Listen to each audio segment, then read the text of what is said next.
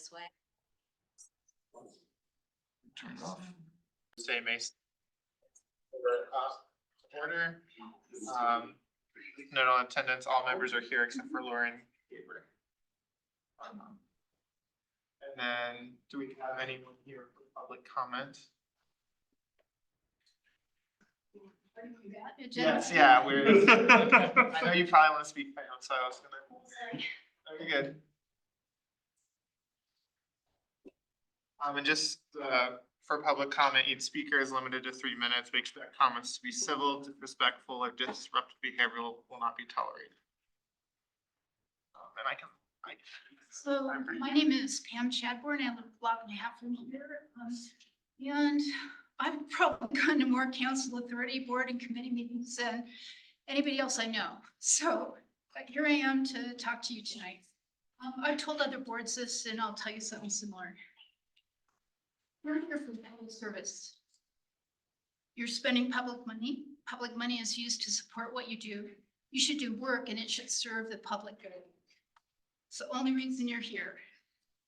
If what you're doing is not benefiting the public, I would like you to question it. I would like you to see that your value here is to serve the people in the city. So please do that. And if you find that what's happening is not doing that, please question it and act to change it. So I first want to say I'm against age-based boards and committees. For one thing, I'm going to point out that there is no seniors board, there is no adults board. And could there be a children's board? Who would represent the children? Well, we have a representative form of government for a reason. And that's what people are here for. You're here to represent the people. And I would like to believe that you represent more than just your age group. I think all of the boards and committees should have a job to do, and they should be about the choosing products. And council selects all those boards, and they should select an age range. And that's how we should get input from all ages, is by doing that. I believe that generations are more alike than different. I'm going to tell you overwhelmingly, I think generation after generation, we all pretty much need the same things. If you look at government, government has certain powers. And especially when you look at what government can do, generations are far more alike than different. So I just want to bring those kind of ideas to you for your consideration. The agenda tonight I find very unsatisfying, and that perhaps prompts some of the strength of my arguments here.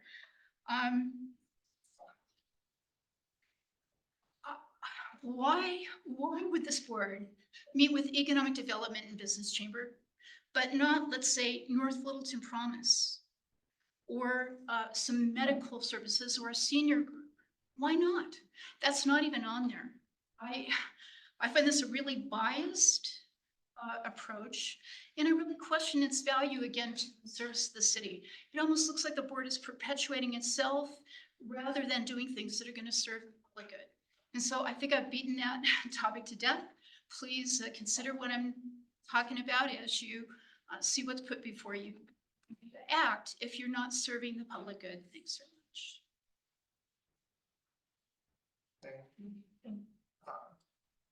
And then now we can move on to our discussion topic, which is. And then before you get into that, Andrew, since at least one of you board members hasn't been here before, Yes. I just want to introduce the board members. Oh, yeah, we can go around and introduce, I can start. Hi, I'm Andrew. I live in downtown Littleton. I work as a test engineer at a company right off of Mineral. I've been in Littleton for about 2 years. Excited to be here. It's my favorite place that I've lived in the US. Hi everyone, I'm the vice chair. My name is Jack Haig. I live in District 3, right over within walking distance of Heritage High School, where I'm currently a senior. I've also, next year, I will be going to CU Denver and pursuing a degree in education. This previous year, I've actually also been a teacher cadet at Epic Campus, and I have been student teaching at Powell Middle School as well. I wasn't here at the last meeting. My name is Kaki Fleck. I live in just by Stern Park on Hill Street, near downtown Littleton. I was born and raised in Littleton. I grew up in Beaumar, went to LPS schools, went to Wilder, Goddard, Heritage. So I love it here. I moved back. Obviously, I'm 28. And so, yeah, I moved back 2 years ago. I'm a realtor, also do interior design with my sister, Mackenzie. And yeah, I'm really excited to be here. I'm Mackenzie. My story is the same. Just ditto. But yeah, we love Littleton and there's a lot we love about it and a lot that we're excited to be a part of and helping it grow and turn into something that future generations are really excited to return to the way we have. So Cody, you want to introduce yourself? Yeah, I can introduce myself. I'm Cody Bear. This is my second year on the committee and I've lived in Littleton for 2.5 years now. Before that, originally from upstate New York. Went to college up in Greeley at Northern Colorado, moved down here 10 years ago to go to grad school at DU. And I'm currently a CPA and tax manager at PricewaterhouseCoopers in downtown Denver. I'm Ricky Jackson. I am a Littleton resident of 3 years. My wife and I scoped out Littleton to start raising our family, where we've been doing that for the last 18 months. So sleep deprivation is a common thing in my world these days, as I'm sure some of you who have kids know. Professionally, I hold a couple degrees in industrial organizational psychology. So basically that means I study how to make workplaces better for people, improving employee experiences. And I'm currently doing that with one of the largest vacation property management companies called The Casa. And then you're missing one of your members tonight, Lauren Geber. Maybe she'll come late, I don't know. Oh, you know what? Actually, we noticed that she wasn't coming tonight. Yeah, That's right, that's right. So my name is Mike Jan, I work here at the city in the city manager's office. And Danielle Trujillo, who used to be the liaison for this board. And she's moving on to bigger, better things, so to speak. So she's not gonna be the staff liaison going forward for the Next Generation Advisory Board. So this is Chris Nelson's first meeting with you, and he will be the staff liaison moving forward. So along with your council liaison, Councilmember Reichert, you'll have a staff one from Robert. And then I probably won't be coming to many more of these unless I'm needed for some reason. Dennis Quinn, who is the director of our libraries, he was the one that was sitting here before he walked over. Dennis will be Chris's backup if Chris isn't available or something like that nature, and just kind of represent the executive leadership team from the city as needed. But Chris, why don't you introduce yourself? Absolutely. So now you're stuck with me as your liaison. I'm Chris. I'm obviously the staff liaison, so I work for the city. I'm in the finance department. I do accounting. I've been with the city for about 8 months now, just a little bit, almost a year. And it's been a great step in my career. I intend to be here for a long while, as long as they want me here. It's been fantastic. Just getting to understand how government works and contribute to the behind the scenes operations of what council is putting together from an initiatives perspective. It's been really cool to see. Educationally, I'm an MBA student right now, wrapping up my MBA over at UCCS. I do not drive that far. I do it online, thankfully, especially with gas prices now. But so yeah, I've been doing that for the last 2 years. I'll wrap that up this year. I'll probably go back in a year for a doctorate in some sort of leadership policy related issue, because that's something I'm super passionate about, and I want to give back to this community, the city, in whatever way I can from that perspective. I actually don't live in Littleton, by the way. I live down in Castle Rock. I've lived there pretty much since 2008, when my family bought a house down there during the financial crisis. But Littleton has kind of become a second home to me, especially over the last 2 years or so. I don't know how many of you are very familiar with the Castle Rock area. Not a lot of young people down there these days. So my pursuit of community kind of brought me up closer to Denver, and Littleton was the first step in that process. And I got acquainted pretty quickly with the city. I go to church up here regularly. A lot of my friends and I hang out around this area. I've hung out downtown with a lot of people over that period of time, and just becoming accustomed to what this city is has really been an enjoyable experience for me, especially from a community perspective. I'm happy to be serving as your liaison. I'm looking super forward to it. Government, I think, is where I intend to spend a good amount of my career going forward. I just have a heart for sort of setting that foundation for the community to just build and do whatever they feel passionate about doing. And I was actually just talking about, I think it was you just a second ago. I worked in corporate my first few years of graduating undergrad, and one thing I realized is that I enjoy competition. I'm an athlete, that's one of my hobbies, but competing against people isn't really something that I enjoy doing past a certain extent. I'm much more into competing with people and bringing ideas from all sides of the table and spectrum together so we can best create a foundation for the community to thrive and grow, especially into the 21st century. So I look super forward to participating in this board in whatever capacity that requires, obviously communicating between you and the city staff, but just giving ideas to help you guys kind of facilitate the process of making Littleton better for the next generation. And I'm super thankful for Mike and Tiffany, our finance director, for giving me this opportunity, and I look forward to helping you guys in whatever capacity you would like me to help in. I mentioned I'm an athlete. I'll mention something else, I guess, that's fun about me. I play piano, I make music, done that for a little bit. I work in school, keep me pretty busy, so it's kind of hard to find free time, but that's about it. I competed in tennis for about 6 or so years, from middle school to early high school. So I'm also a huge baseball guy. It's unfortunate to be a Rockies fan these days, very. I'll talk to you about baseball, basketball, football, any other pro sports, and anything, honestly. I haven't met all of you. I've met a few of you earlier today, so I'd love to meet you guys later today and talk a little bit, but I'm more than willing to talk about absolutely anything with you guys whenever you guys are available. But that's just a little bit about me, and I'm looking forward to it once again. Thanks, Chris. So Chris will be the primary point of contact for you at the city. So he'll be the one that sends you emails and those kind of things. And if you're gonna miss a meeting, he's the one to coordinate with. If you want to join a meeting virtually via Zoom, he'd be the one that would get you that link as well. We had many staff members who were interested in serving as the liaison for this board. It's not coincidental that Chris is it. We thought that his passion, energy, and interests align really well with this board, and we're excited to see you guys have that high level of support. Thanks for the time. Thank you. Thank you, Chris.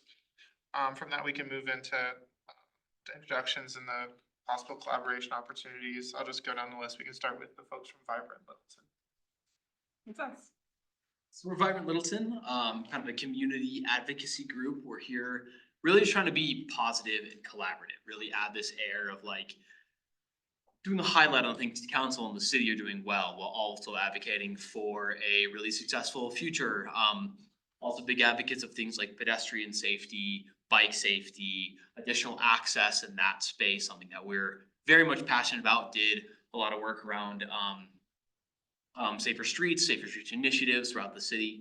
But we're pro housing, we're pro thoughtful development, pro really future of Littleton, and trying to make this space a really wonderful, livable, economically vibrant place that we all love. Clearly there's a lot of love for this town, and so we just try to show up to council meetings. We try to do kind of our own little grassroots advocacy where it makes sense, and to show up and just kind of add an air of optimism and positivity around a lot of these discussions that can be either really technical, really heavy-handed, a lot of negativity gets thrown around, and try to be a counterbalance to that while being thoughtful and looking to the future. And as a group, we actually have people of all ages who are part of us. So we're some of the younger ones, but we span. Will you introduce yourself? Oh yeah, sorry. I'm Keely Quinn. I live in Roberts District, District 2. And I was able to buy a house thanks to SMHO partnering with Habitat for Humanity last year. So I'm grateful to be here. And this is Spencer. Oh yeah, I live in District 1 in Old Littleton. So as a group, we try, we're not age restricted, we have people across all age groups who all have the same shared goals of making sure that Littleton remains vibrant, and mostly that focus is through housing access and safer streets. We have about 15 people show up every Friday morning at Devil's Cup. Sometimes more, sometimes less. And then our Slack group has 40 people in it. Sure. I'd say about good 15 to 20 active. Yeah. And we just try and rotate, kind of share the burden. So we take turns going to give comment at council, coming to meetings like that. Not that that's a burden. Not that it's a I wouldn't want to be anywhere else. I love when council meetings go till 11 p.m. No place I'd rather be. You're always welcome to get a cup of coffee with us. We also Yeah. get beers at Denver Beer Co. after council meetings, so. Just If throwing we that out don't there. stay, if we just give comment, we True. leave, we go get a beer. But we're big proponents of shopping small and all of that, and actually, via a lot of what Vibrant Littleton believes in, we are starting a farmer's market on Sunday morning. So it's this first Sunday, and that's just trying to, again, like, bring vibrancy to downtown Littleton and get people down there shopping and engaging and doing things. Not all of the vendors are from Littleton, but a lot of them are, and then we're hoping that we can really help encourage people to go shop elsewhere, like throughout downtown Littleton as well. Where's the farmer's market? It'll be on Nevada Street, just north of Maine. That's awesome. Awesome. Well, we appreciate you guys being here. Could you, I know you kind of talked about it a little bit, do you have like certain like highlight points of like, cause I know bike pet safety, you guys talk a ton to the city council and you mentioned housing. Are there other like main issues that you guys really hone in or like focus on? Those are the top two. Yeah, really casting what I would really deem as thoughtful development. Being pro-development doesn't mean like really taking into interest things like what is appropriate for Littleton, but we want it to not just, stagnate. We don't want it to be this little gated community out here. We want it to be for a lot of people. We want it to be a lot of things. We want it to be a comfortable, really nice space. So like being pro a lot of these kind of developments thoughtfully, again, can't emphasize that enough. That's a really big piece. And so that comes from some things like some of the Broadway development corridor stuff when it comes to business initiatives, when it comes to some of those redevelopment efforts that we see across the city. So it's not just bike and pedestrian safety that takes a lot of our energy.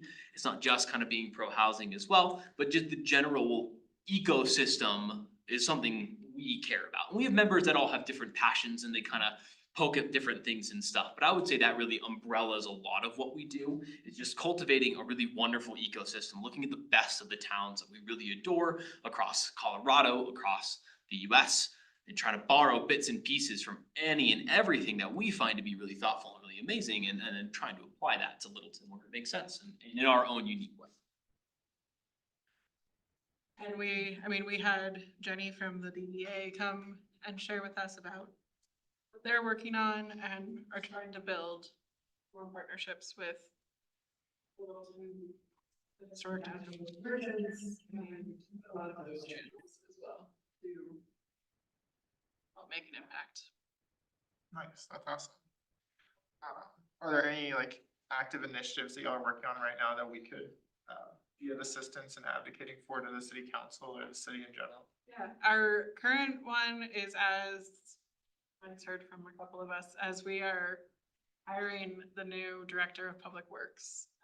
We're really asking people to push in sending letters or emails or coming to council, and asking for there to be a real emphasis on that person having experience in bike and pedestrian safety.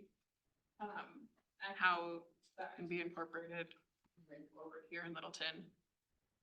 And being open to change and open to not just this, like, the status quo, and that's one of our really big ones. And then we've been working with other local organizations like Safe Streets Denver and Bicycle Colorado, who work at a state level to push through different initiatives. And then you're part of the Colorado Prosperity. Yeah, the Prosperity Coalition, which Yeah. just takes an eye on some of the state-led initiatives, things like Transorient Community Build, ADU bills, some of the housing bills, some of the things that would be appropriate, whether it's yay or nay on those, we just try to keep a little bit of a pulse and just kind of keep Littleton in mind with the state-led initiatives and things like that. But to be honest, a lot of what we do, while we have initiatives, we have like something called the Littleton Social Cycle, we have these events and we try to do that. But I would say a lot of what we do is really trying to foster atmosphere more than prescribe initiatives or even legislation. We believe pretty heavily in a lot of the staff and council, and a lot of what we wanna do is be able to show up and just kind of inform council, inform staff, and give a pulse to the community, like this is something that's really important to at least a subset, and if we have this many members on Slack in a town this size, we're definitely not the only ones. And so having that be on people's minds is something that's important and we think would be really great for the town, is more what we're about, rather than coming with like bills and recommendations and initiatives and things like that. So we're trying to coordinate farmers market, fun things for the town. Come join us for a Littleton Social Cycle ride, and more about fostering community. And if we foster the community, it's just more people that lend their own voices to, you know, really interesting stuff and making this town really neat. So.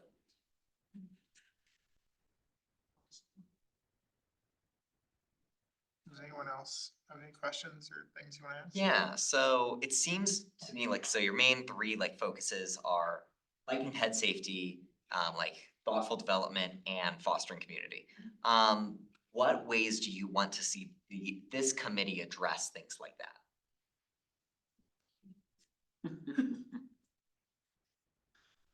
I think that there's potential for, cause I think there's potential for community growth and that development of community.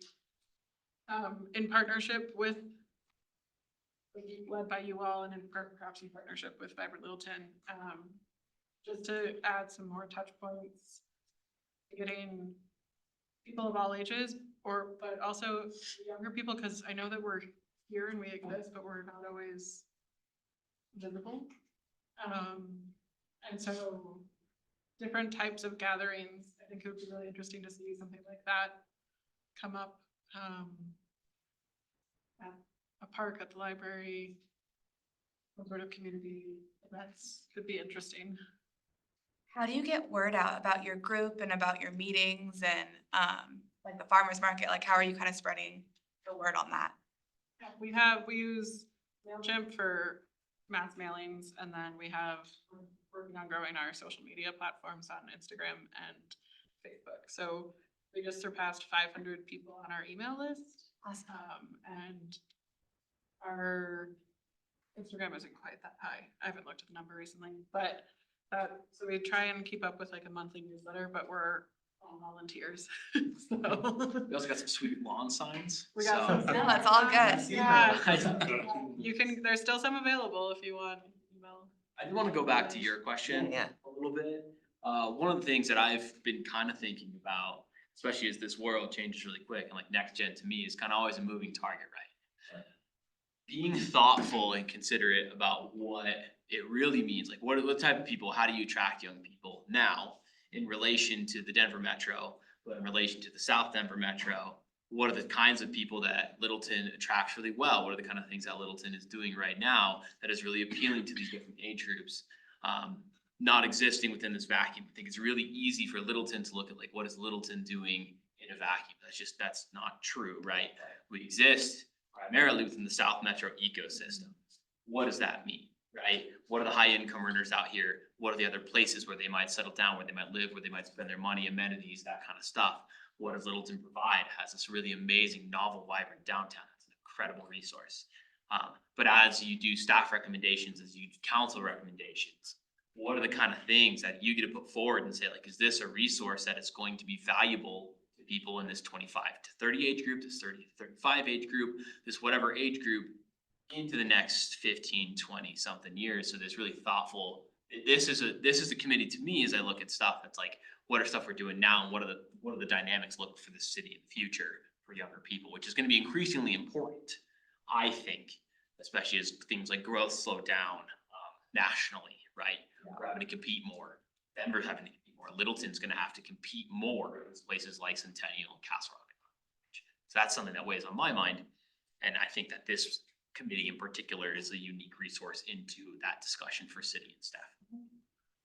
To that extent, on like, for more actionable items, for example, like I think farmer's market is an awesome thing to do. That really excites me.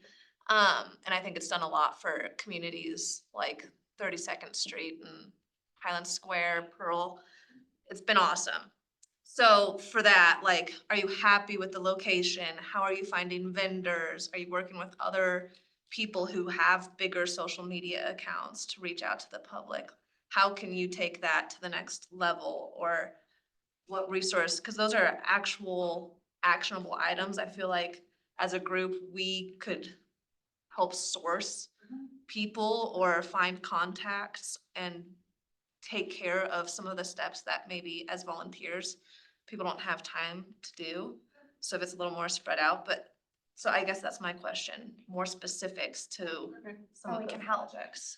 Yeah.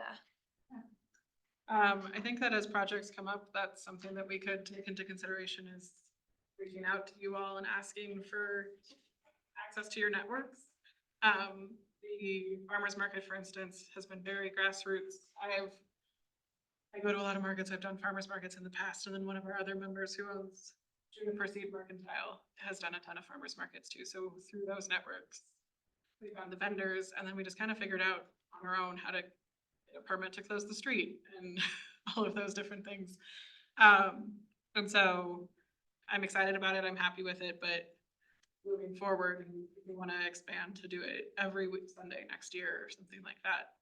I think having access to you all for help and your networks, I think would be really interesting to talk about doing. And then even just in regards to, sometimes we put out calls to try and get like a lot of people to council around a specific topic. And so you all could help us with that. Like we can just, if we had a liaison or something that we could Also, connected via. Yeah, go ahead. well, because this is, I think, the first one. So for specifically the farmer's market, it Yeah. might be a little bit of like, let's find out, see where things are at, what do we need? But I could see, especially if like those are some of those events, like official endorsement by the city, there's that huge banner when you come down Littleton Boulevard into Maine there. Like saying something like, hey, farmer's market this weekend, that kind of stuff. Those, I mean, those resources seem small, but they go a long way for when we're doing small community advocacy kind of work. And I know that that might not always be appropriate depending on the texture of the thing that we're doing, but for something like a farmer's market that feels very, you know, ingrained in what is going on in downtown and could be a really good partnership. So those are kind of the places that I would see would be really useful to have like city partnership. Okay. I also think as you're growing it, until you have the number of vendors that you want that are more farmers market style, I've been talking to a lot of the business owners in downtown Littleton, and I do think if you reached out to certain shops, they would want a tent and to come out and do something with Or you even guys. just ask them to maybe write something about it in their newsletters. I know like a lot, like the Valley Physique, I think the wine shop, all of them have their own email lists, and that's helped us get word out on certain things that we've Good idea. wanted to get involvement on. Yeah, we, I'm on the HDLM Slack now. So there is a channel on the Slack about farmers market and some upcoming things we're working on.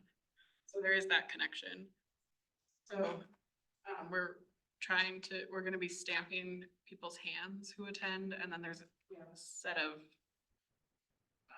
merchants who will have discounts if you go in with a stamp. Oh, that's on awesome. Farmers market days. Neat. If they got a custom stamp, they know everything. Yeah. Stock up at Juniper. So that's a really good idea.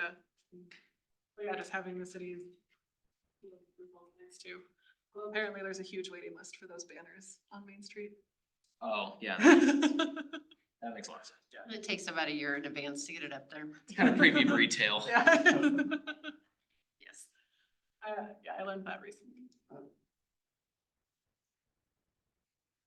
Well, does anyone else, Cody or anyone have anything else they want to ask or discuss with Vibrant Littleton? I got one more quick question. I don't want to step on either of you since you haven't asked anything yet.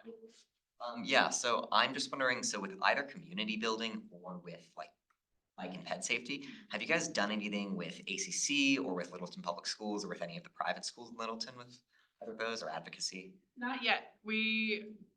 There's been a lot of talk about wanting to do a bike bus with the schools. And we don't have anyone who's a member of Vibrant Littleton who has like a direct connection to the schools. A lot of the parents that we have, they're not the most involved, or we just haven't found that like in just yet. So that's something that is definitely something we would love to do. And we also want to tread lightly due to Liam's death and not sort of do anything that would be seen as inappropriate in any capacity. But yeah, we would love to support that. Like, we would have people, we could get volunteers available to like be on corners to watch or like make sure kids can cross safely and stuff like that. ACC, we haven't really talked to at all. Something on our mind Yeah. to do, whether in official capacity or not, but the entire idea of like, especially pedestrian safety and bike safety around schools, obviously that's one of probably the most busy places you could be in town for just normal pedestrian, and it's a tragedy as well, it's kind of weighed heavy on our mind. So whether we have official partnerships or not, it's probably something we should look at, because it is something that we discuss a lot, like that's just such a critical space in its own for all schools within the district. Because I know that a lot of students at ACC also use the light rail and the bus system as their crossing prints and Right. so. And I believe that the Rocky Mountain School Blind, I believe, is right by the light rail station as well. But it's, yeah, just important as a group that obviously can't drive and so is using, bikes and walking more, and you have a lot of fast drivers, very heavy traffic, more, so. I actually know some people who graduated in school blind. Really? Maybe I should talk to Yeah. You just having a voice. them.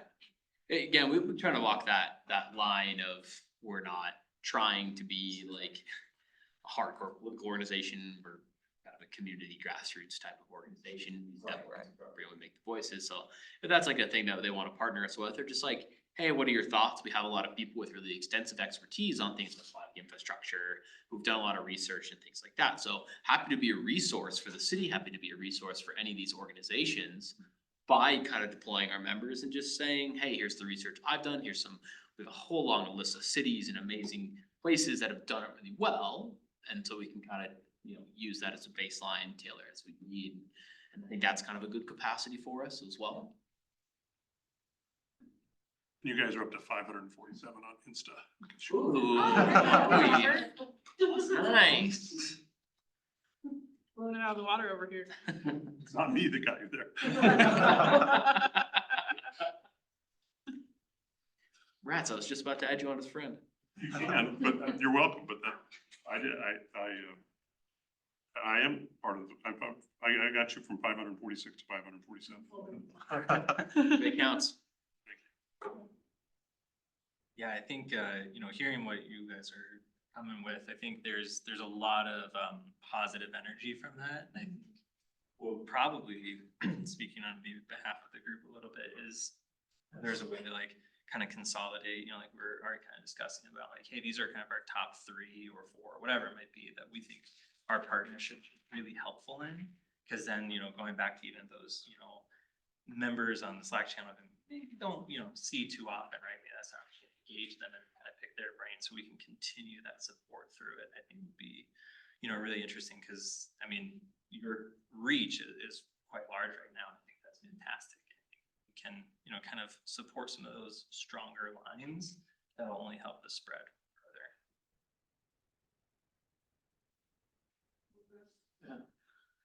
So I think that I know that there has been a lot of growth just in the past 6 months with people engaging with Vibrant Littleton.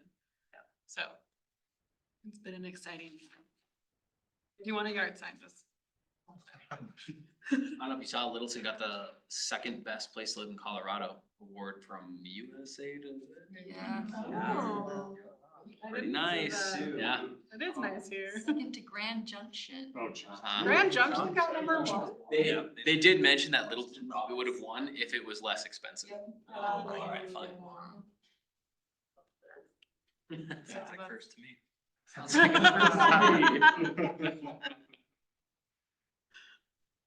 Well, thank you. I appreciate, we appreciate y'all coming and talking and give us some insight into what Vibrant Littleton does. And I think you've definitely given us some ideas on how to collaborate with y'all in the future and help, push forward the community of Littleton altogether as citizens. Thanks for having us and we're more than willing to show up, like anytime, if you guys ever doing more kind of outreach sessions or collaborative or even outside of these kind of board meetings, really happy to show up, really happy to talk and everyone's kind of welcome to coffee and stuff in the mornings or Yeah, Post coffee council at Devil's period. Cup at 8 AM on Fridays. you don't have to be a member or anything, if you just wanna chat, we like, that's mostly what we do, is just kinda hang out and chat, to be honest, so. And membership is, there's no like official pathway to Yeah, membership. Awesome. Yeah. Well, thank you. From there, I think we can pivot to the Littleton Business Chamber Subsidy and Professionals Committee. Who is the representative? Yes. It'll be all three of us. All three of So, I'm Corey Linduck. I'm the Executive Director of the Littleton Business Chamber. And where do I start? I'm third generation Littleton, so I've been here a very long time. My grandfather developed Woodlawn. My dad's had a business down here for 60 years, so to me, this is very interesting because I've lived here and grown up here and find the same things you probably all do. What's so great about Littleton to be down here. Went to high school with Greg Key. I know you guys talk about Greg. So anyways, have known the Rankies forever. But the really interesting thing part is, in going to work for the chambers, I think we all have the same goals. The business chamber right now is really focused on Littleton and business and what we can do to help business be successful. And so we've created in the last year, several different committees. We have a Women in Leadership Committee, we have an Education Committee, we have a Philanthropic Committee, and we have a Young Professionals. We started that in October, and the purpose for this one committee, and all of them, is to bring like-minded individuals together. So I do see there's value in bringing these separate groups together.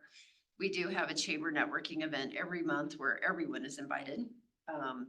And then the women have a networking event every other month, and the young professionals one every month right now.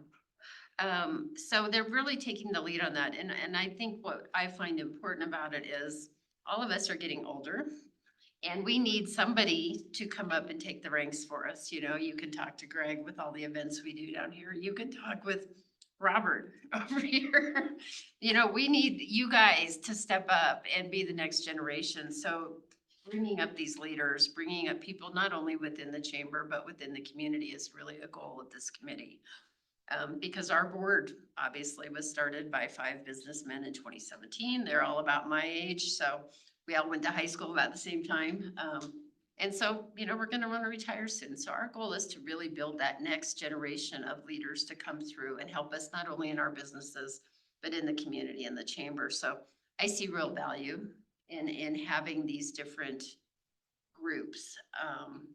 And so these were 2 that I reached out to. These are outstanding chamber members, but really good at what they do. And I'm gonna let you guys talk to them because they are your like-minded group and what they're doing with this group.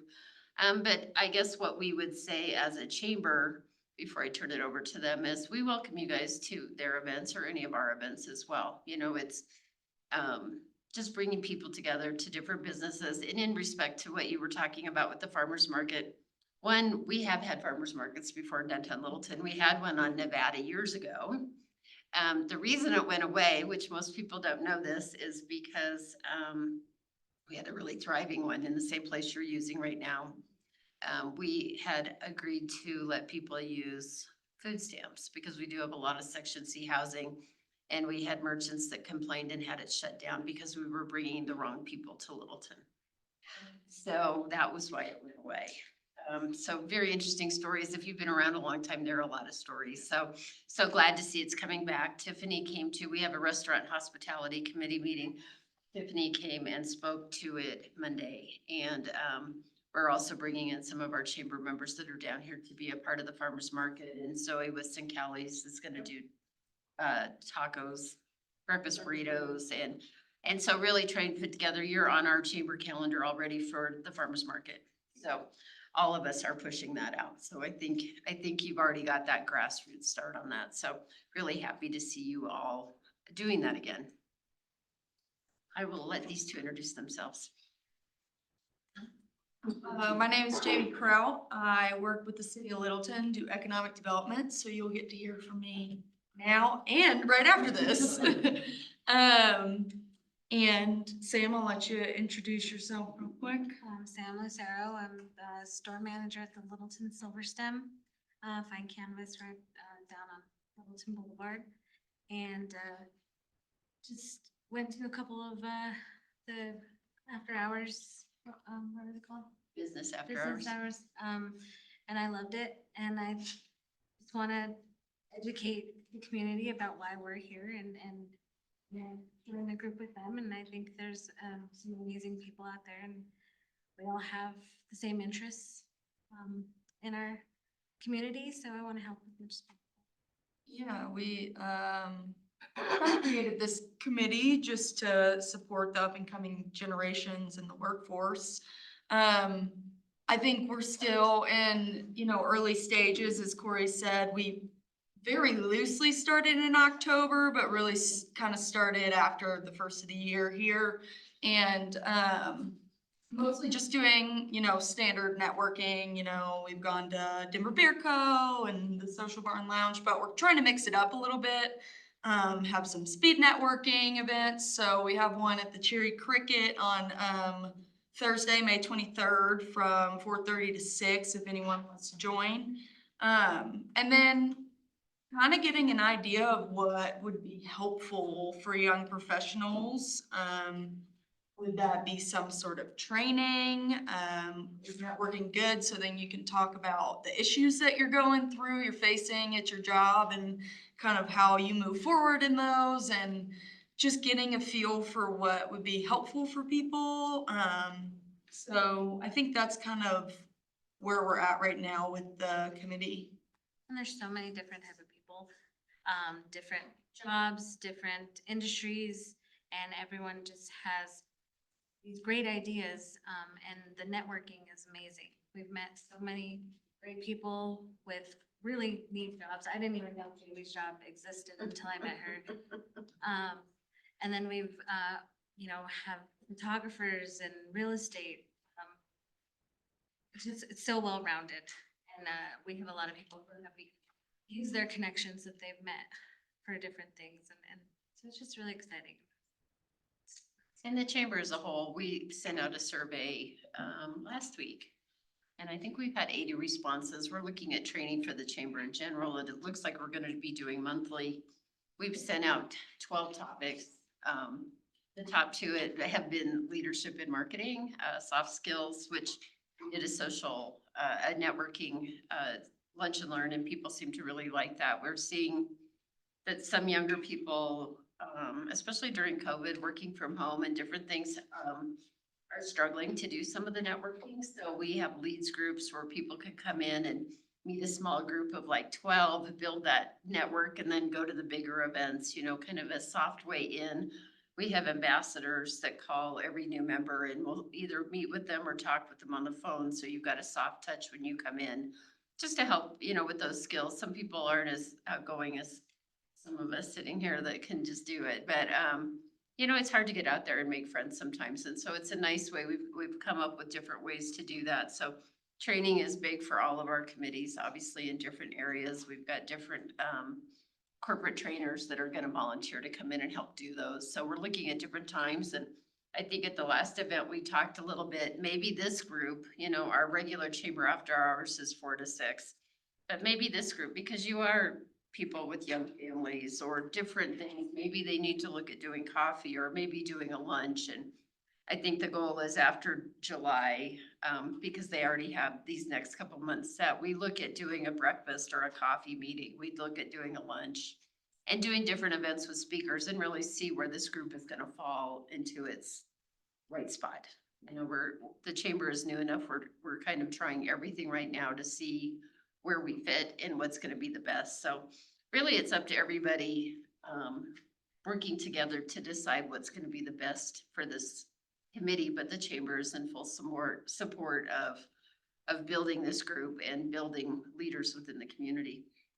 Yeah, and I'll say one more thing and then we can kind of open up to questions, but I think it's, really important to find a spot, whether that be, Littleton Business Chamber or Vibrant Littleton or whatever it is, to find someone, whether like-minded or similar age, to just have that community within Littleton that you can go to and grow from and build off of. And so just kind of another avenue that we're trying to build here, and we'd be really excited to kind of spread the word and have anyone join. Do you have any questions?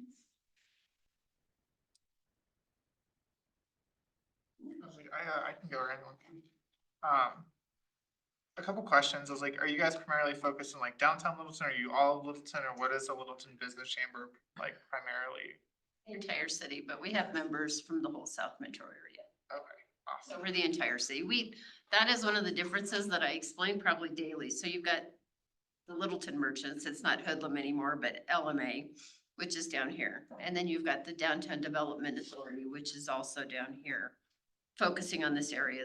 The chamber focuses on the entire city. So from County Line to Bellevue, basically from Bowles to Broadway is kind of our sweet spot, but then we do bring in people from the tech center. We've got a lot in unincorporated, so we come from all over.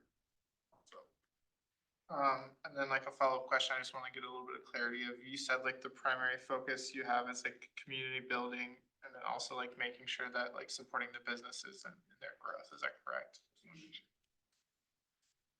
And I think what the chamber really looks at is sales tax is what pays for your city employees. So if you don't have business, you don't have a city. So it's really important to us to have thriving businesses in order to have a thriving city. How does the speed networking thing work? I think that's such a cool idea because so many of my peers are in that situation where they're working from home, they're moving, they're having a hard time finding that like camaraderie. Right. So yeah, how does that work? Where do you guys do it? Yeah, so we're gonna do it the Cherry Cricket this, Oh, you said that. yeah, no, you're good, May 23rd. And then, yeah, you kind of either, it depends on the setup, but you'll either stand in a line or get it sit in a line there and all face each other, and you get like 5 minutes one way and 5 minutes the next, and then time's up and you switch around, and it's just, it's a quick, you can start with a question, I don't know, tell me about what you do or your favorite activity, and you just start there, and then the ice breaks really fast, and you just try to say as much as you can about yourself, and then you let the other person do it, and then honestly, by the end of the 10 minutes, at that point, you're like, dang, there's like usually more that you could be talking about, and it's nice once that's done, because then you have a little bit of time to come back up and say, hey, I like really connected with you on this, and you can kind of, Tell us a little bit more. yeah. We encourage everybody to bring their cards. It's a great way to build your network quickly. And then you can start making those friends as you go on. Yeah, that's awesome. How do you get the word out about it? About the chamber. Yeah, about the Or chamber, the events. events you guys do. Yeah, so it's mostly pushed through Corey. Yeah, we have a chamber website with a calendar, and then we have a monthly newsletter. It just went out yesterday for the first. So we list all of those events. Typically, it's chamber members who obviously come. We do let people come for 1 or 2 events just to check it out and see if it's a right fit. We want to make sure that people are happy before they join. We charge $250 for a business or $100 for an individual. Okay. And you can attend as many or as little events as you like. But we also share, it's kind of like a gym membership. If you don't use it, you're not going to benefit. So the more you come to the events, the more people you're going to meet. Okay. But it is a great way, I think, as people are working from home, to just get out and meet a lot of very different people, and especially the leads groups, which we're starting. It's not a typical leads group. I don't know if you guys know much about leads groups, but some people do leads and BNI groups where you are required to bring like 2 a month. We don't do that. So our group, we've got 2 different groups running.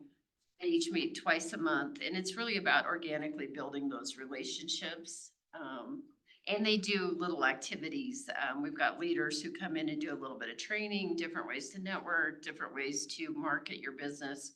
So it's a little bit of training and organically building those. We don't require leads because in my experience, those have been usually fake. You know, people just start bringing in cards. It's not really a true lead. So we really just want to build the relationships and for you get to know each other and feel comfortable with each other and then build from there. And that's what these guys are really good at doing, at the events.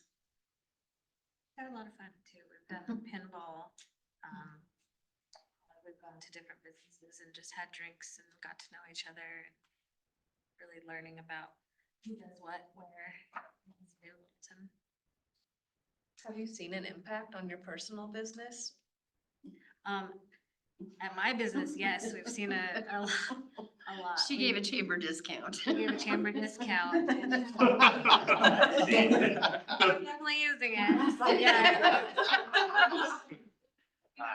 All ages. Won't even be the old people more than the younger ones would be my guess. Between the CBD and their pain, I don't know, and the old sixties hippies we have on the board. They're all up there. Outside of networking, are there any other programs that you have to help the businesses that are in place or draw more entrepreneurs or things like that that are just attracting new people to start businesses or bring their business to Littleton? That's gonna be more economic development, bringing business to Littleton. So we really work closely with the economic development team. And now even the chamber, they put together new business packets and now our ambassadors are helping distribute them. So we're working really closely with them. Our goal is they bring them to Littleton and then we hopefully keep them here with trainings and networking and relationships. So we're partnering. And then this month in May, we're actually doing a joint chamber networking event with Inglewood Chamber. My goal is to really collaborate and bring all the chambers together. We shouldn't really become competing in my mind. Again, I used to work at South Metro Chamber a long time ago, but it's a regional chamber and they are very state legislative focused. We are laser local Littleton. So two very different organizations, two very good different organizations, different focus. Some people will do 2 or 3 chambers depending on how much they want to network. I always suggest you kind of do one, find one group and really dig in and see what you like. You know, you've got different opportunities. So for example, you could do the regular one, you could do the women's one, you could do the young professionals one, and you could do a leads group. So that could be 4 events a month right there if you really wanted to spend that much time with the chamber. So, you know, if you're only doing hit and miss at different ones, it's going to be hard to build those relationships. So just looking at our ambassadors are people who have worked in many chambers and have been ambassadors at other ones. We were very particular on who we brought in to help us with that. We've had a year, and so they're really good at teaching people when they join the chamber how to best use the chamber too. So that's the other reason we do that. And then, like I said, this year we're adding in all the training programs. And that will all be included in the memberships also. Well, I guess through all of these meetings and group discussions, has there been a theme among the young professionals, business owners as to what Littleton's doing really well and what they would like to see improved? Yeah. I think, I mean, kind of classic answer, but downtown's a gem of Littleton. I think people really enjoy spending time down there and it's a great place for, you know, people of all ages. So I think that has been going really great. We've gotten a lot of new businesses and starting to spread kind of into that Littleton Boulevard area. So I think people are really happy about the businesses that have opened up and the ones that have been there for a really long time too. And then, I'm sorry, your second question was? What could be improved to make you happier as a business owner at Littleton? Yeah. Yeah, I think when you ask that, it comes more of a city conversation about the nitty gritty city infrastructure or, you know, permitting processes or something like that when you're talking to a business owner. Kind of what I'm asking. So we do have, so the Chamber when it was originally founded in 2017, that was the purpose that the gentleman brought it together was there was 5 property owners and 80 property owners within a year, and their goal was really, you know, they started like you guys going to coffee on Friday mornings and were complaining about the permitting process with the city and what they wanted to see change, and that's why they started it. So everybody on our board has owned a business, so it's a very different chamber compared to other ones. The other thing that I think really differentiates us, and I hope it continues, I mean, I can't predict what's gonna happen fiscally, but we're not a pay to play. The board members pay $250 too. You know, at some of the chambers, people will spend a lot of money to be on their boards, and we don't do that. We keep everybody equally the same. And our goal is to keep doing that through grants and different things, to keep the programs running, to keep the prices low, and keep it very inclusive for everyone. So that's really what we want to see happen.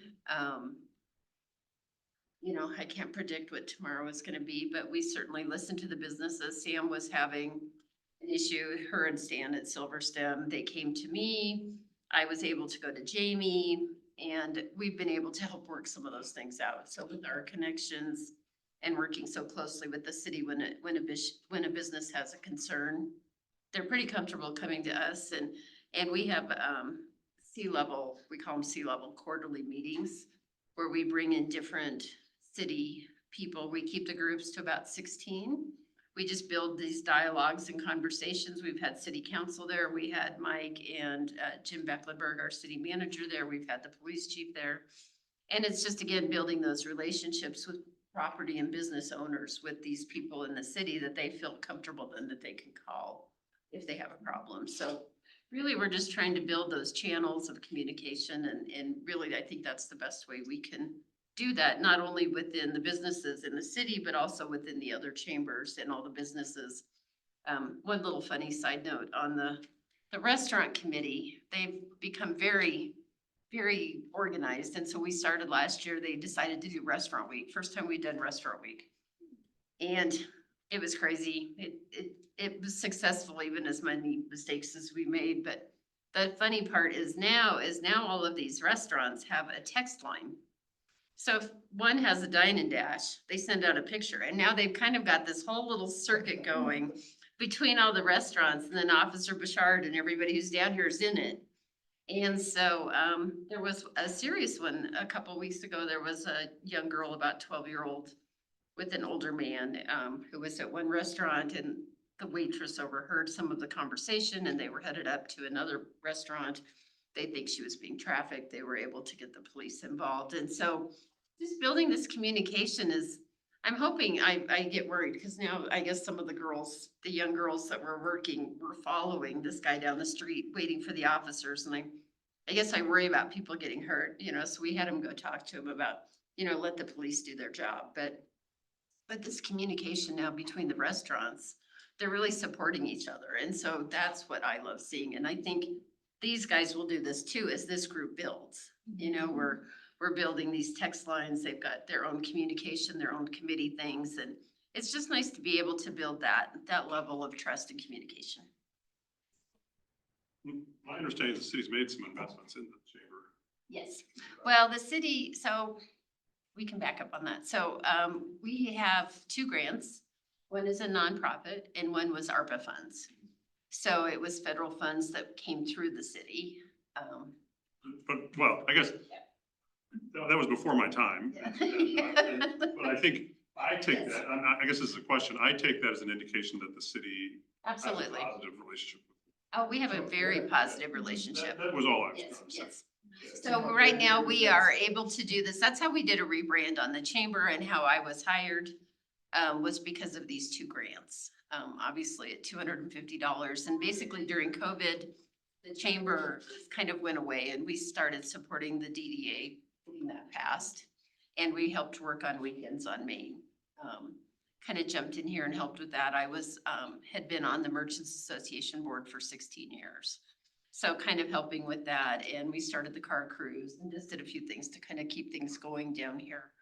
And then through these funds, we were able to, as Mark Ralph, the previous city manager said, you guys need to professionalize your group. So we are now professionalized. We have an office, we have a phone number, we have business cards, and we have all these great volunteers. So we're very fortunate.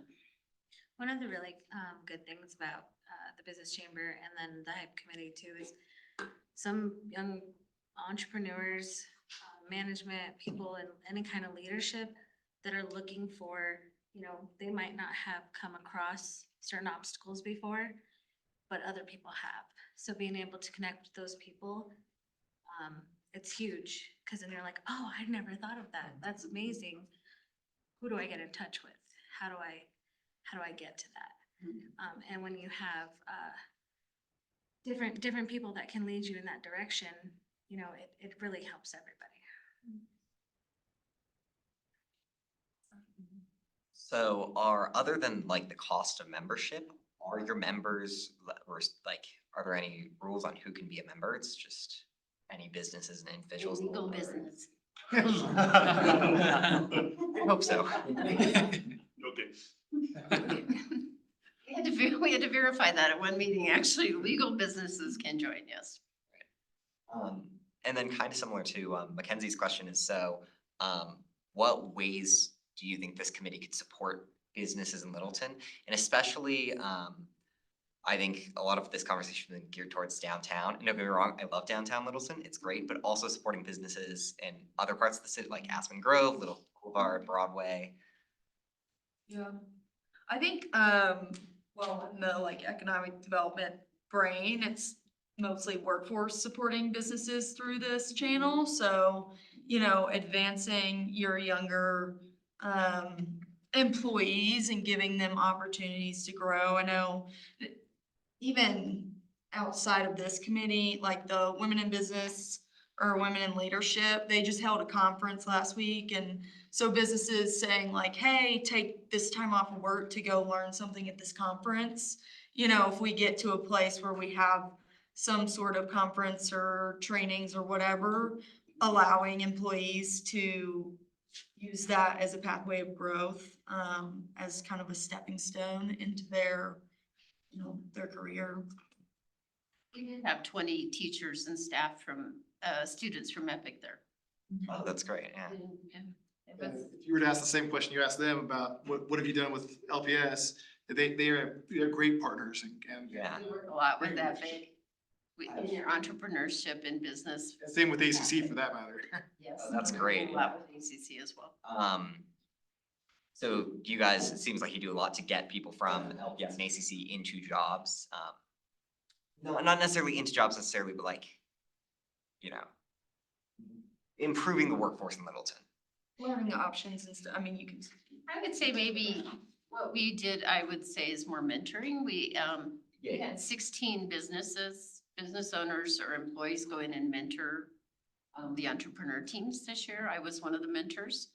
And then we had different companies that hosted the kids to come out and spend time at Redstone Bank or different organizations, PDA. So we really focused on the business pathway. I know we had some realtors go in and work on the real estate and some investment people going into the financial piece. So really focused on that. I think at the women's conference, it was mostly healthcare, 1 aerospace and 2 nursing, because we had Dr. Lee back from Advent Health, the new top cardiologist from for the region speaking.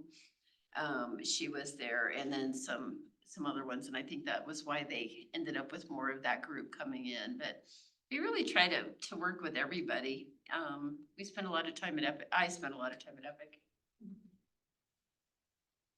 Yeah, so awesome. Well, Yep, we're trying to get in, work more with ACC. You know, they are such a great training program, and going into their, you know, nursing is going into a bachelor's degree, and all the things that Dr. Fuji is doing. We just actually honored her last week for what she's managed to do in 3 years at ACC has really been great for our community. And so we're partnering a lot with the foundation over there. And Spencer and I are in the Leadership Academy that ACC runs. That's something I would encourage all of you to do. There'll be another one going next January. So always going into these leadership academies and any opportunity like that they offer is really good. So it sounds like improving a lot of skill sets for these young Absolutely. That's our people goal. wanting to enter the workforce. Awesome. And like a slight build off Jack's question, if we were interested in doing something partnering with some businesses in Littleton, would you guys be a good like point of reference to come talk to y'all to like Absolutely. get that word out? Okay, that's what I figured. I just wanted to double check. If I don't know him, if we don't know him, one of us can probably figure it out. They're not legal. They're not legal. Well, there was, and I can just kind of add to the humor, so when Stan, the owner of Silver Stem, came to us, some chambers will not let them be a member. And so I did take it to the board and our attorney was like, it's a legal business, they're in. We're like, we agree. But there are some chambers that still, even though it's been a legal business for 12 years, 15, Just celebrate, this will be 15 years this year. still don't recognize that as a legal business. And they are one of the largest producer of sales tax to the city. They do quite well. They probably are, I think, behind Lowe's and Home Depot. I think they're fourth highest in sales tax to the city. So they are a very important business partner for us and for the city because they do bring in a lot of income and a lot of revenue. Awesome. Does anyone else from our board have anything they want to ask or say? Well, thank you. We appreciate y'all come and talk and You guys have my contact if you need anything or Thanks for having us. you guys would like to come up to the speed networking, just let us know. Thank you. You're welcome.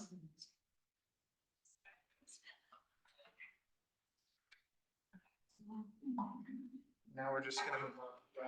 Economic development. Thanks for coming. Thank you all.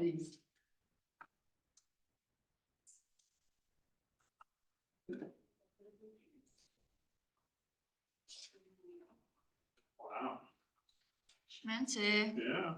All right, well, again, my name is Jamie Crow. I work for the Economic Development Department. And for those of you who do not know what economic development is, in very short terms, it's business attraction, retention, and expansion within the city. So that kind of flows into a lot of different buckets, but that is what we focus on. So the past year, we spent time trying to come up with our comprehensive economic development strategy.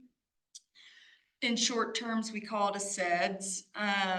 So this is basically just a roadmap for our next 5 to 10 years. It's really important to have a SEDS because it allows you to get other federal funding, whereas you wouldn't be eligible for it without this strategy. So kind of diving into the process a little bit, we started out with some of our existing reports, and we worked with the consultant for this report. And then we moved into one-on-one interviews with key stakeholders. So like Corey, who is running the business chamber, she's a great example of who we were interviewing with. And then we had a stakeholder survey that went out to all of the community and our businesses, which kind of led a baseline for a 2-day event where we had players in key industries come in, and it was also open to the community as well, but just come in to the state NFL library and just kind of mowed through different case scenarios of Littleton and Littleton's desired future. That ended up leading us to some focus groups. We had about 7 different focus groups, and these were much smaller and just kind of really focused on one topic for a couple hours. And that flushed out our pillars, which we'll talk about next. And through those pillars and the focus group, we started drafting a plan, and then we said, oh wait, we're forgetting a very important group. We need to talk to our students, so we sent out a survey to LPS and ACC, and we got a great response rate over there. So, and then we kind of combined all of that to get final adoption on March 5th from our lovely city council. Some of them are lovely. Yeah, I was gonna say, there's a lot of adjectives for me. I don't think lovely is my top one, but thank you. Well, I get to choose the You adjective, do. so. Thank you very much. I guess that's an adverb. That was, about a year-long process. It took a while to get all that together, and this is what we came up with in short. So these were all our strategic pillars for economic development, and this isn't anything fancy. You could see some of this in other strategic plans, but what it kind of comes down to is what action items we're gonna be taking is very Littleton focused, so I'll kind of dive into that a little bit. So pillar number 1, business vitality and adaptability. We're just working on making sure our businesses are taken care of here. We know that the cost of doing business is rising very fast, and a lot of businesses are struggling because of that. So figuring out ways that we can continue to help and support them and keep those charming businesses here in Littleton. The next one would be workforce and talent attraction. So right here, we want to just focus on keeping our partnerships with LPS and ACC and 80 Works, which is a workforce center. And one thing that we did, so I kind of mentioned this a second ago, would be the student survey. So unfortunately, my name is covering part of the QR code, but that's the link to get to the results. I don't even need it. You guys got your name. I did on my screen. Swing it. So I think it's gonna move on yours. Anyway, I think y'all might have, do they have this PowerPoint? I will email it out. Okay. Or actually, Chris will email it out. Great. Chris will send you this, so you'll have it, you'll want it. But, yes, the survey. So we ended up having, I think, like 300 responses from students, which is pretty good. So we were really excited about that, and it was honestly interesting to hear, I think majority of these responses were from LPS students, so a little bit younger than our students at the college, but already talking about concerns of finding a job and finding a house because things are getting so expensive, and just all these like big concerns about life at such a young age where you haven't, in a lot of cases, even gotten the education to find the career that you're looking for. So there's a lot of information in that survey that's, I think, maybe really worth digging in for some of your conversations. It was emailed out with your agendas for this meeting. Okay, perfect. So I just wanted to highlight one of the questions here I think would be interesting for your topics, for your conversations, but we asked these students, do you think that you'll stay in Littleton after high school? And a lot of people said no, which is not great in a lot of ways, right? Like, we want to keep our talent here, and a lot of people are going to go seek out education in other cities, and hopefully they'll come back. But I think really figuring out what we can do to keep our workforce here and keep our talent here, and our driven students here is going to be an important question to answer coming up here in the future. So pillar 3 is fostering a livable economy. This kind of goes back to to your thing, Spencer, in the USA Today, where they talked about Littleton would be number one, but it is way too expensive.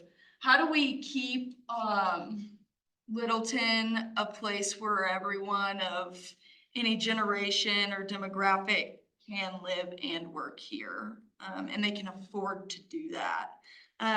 That's a very large question, but something that's very important. So one thing that kind of fell under this one, is under fostering livable economy would be Project Downtown, and us economic development supporting it. We've been working with Adrian, who's the project manager here, to just make sure our businesses are getting involved and having their voice heard. But I think, you know, Next Generation is an amazing board to put input in this, so I don't know how engaged you all have been in this process. I see some head nods, so hopefully you are all familiar with what's going on here. But if not, there's the story map on the right to tell you just a little bit about, you know, they filtered out 3 potential concepts of what downtown could look like, and that'll give you the overview. But they have another survey out that's open till mid-May, so please take the time to answer the survey if you haven't already, because I think we want to make sure we get as many community members to respond to this as possible.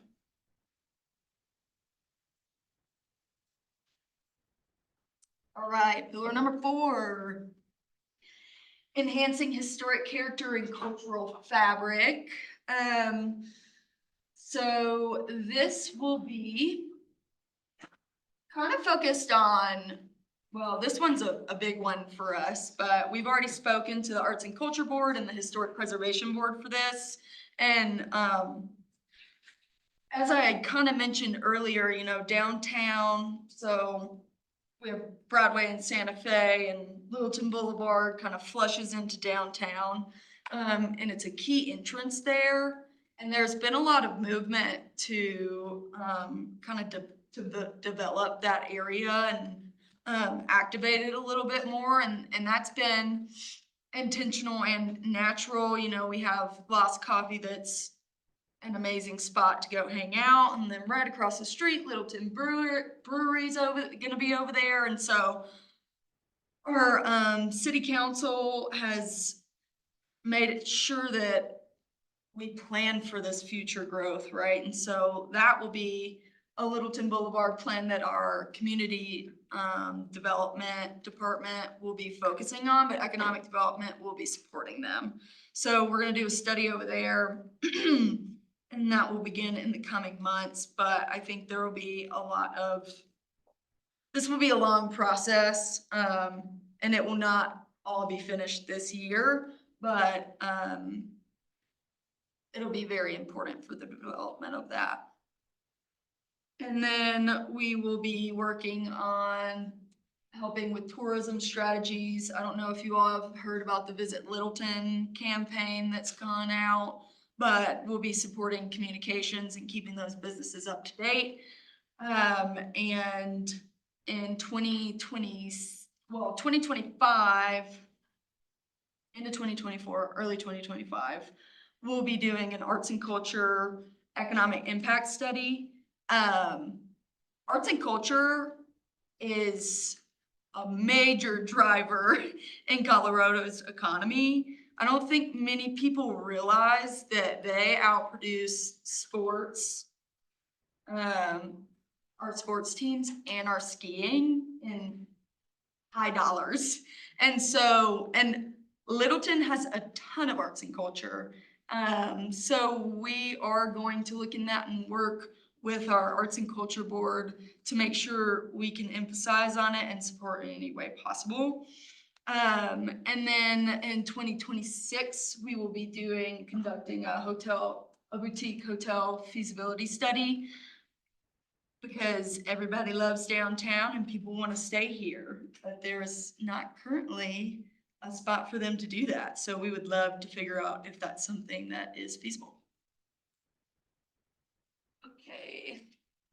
So supporting industry and investment in city infrastructure. My old boss now, my director just left, she had her last day today and that makes me very sad. But, she used to always say, you know, city infrastructure is kind of like dating. You need to take care of yourself first before anybody else wants you. And so, and that's true. We need to make sure that we have everything, you know, we want all of our sidewalks to be walkable and make sure that we are supporting that. So we'll be working with Public Works in the future and putting a greater emphasis on that. And then lastly, regional economy positioning. This is basically saying, let's make sure Littleton's a player in the bigger scope of things. So in Colorado, we want to make sure we have a voice. And that is my spiel on the SEDS. Wondering, kind of just a question to poke you and your thoughts here, but what are your goals for economic development in Littleton? I think, so I'm a real estate agent and we work with a ton of people coming from like Chicago, New York, Texas. And the majority of the ones we work with are age, I don't know, 30 to 45. And they'll have rented, 25 to 45. They'll have rented in Denver for a while and they're ready to buy their first home.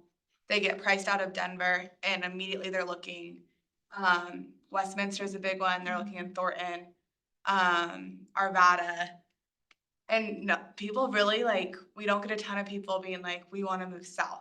And when we ask them why, they just say, you're so far removed from where everything is, Denver. And we go into our spiel like, oh, there's like a great downtown Littleton.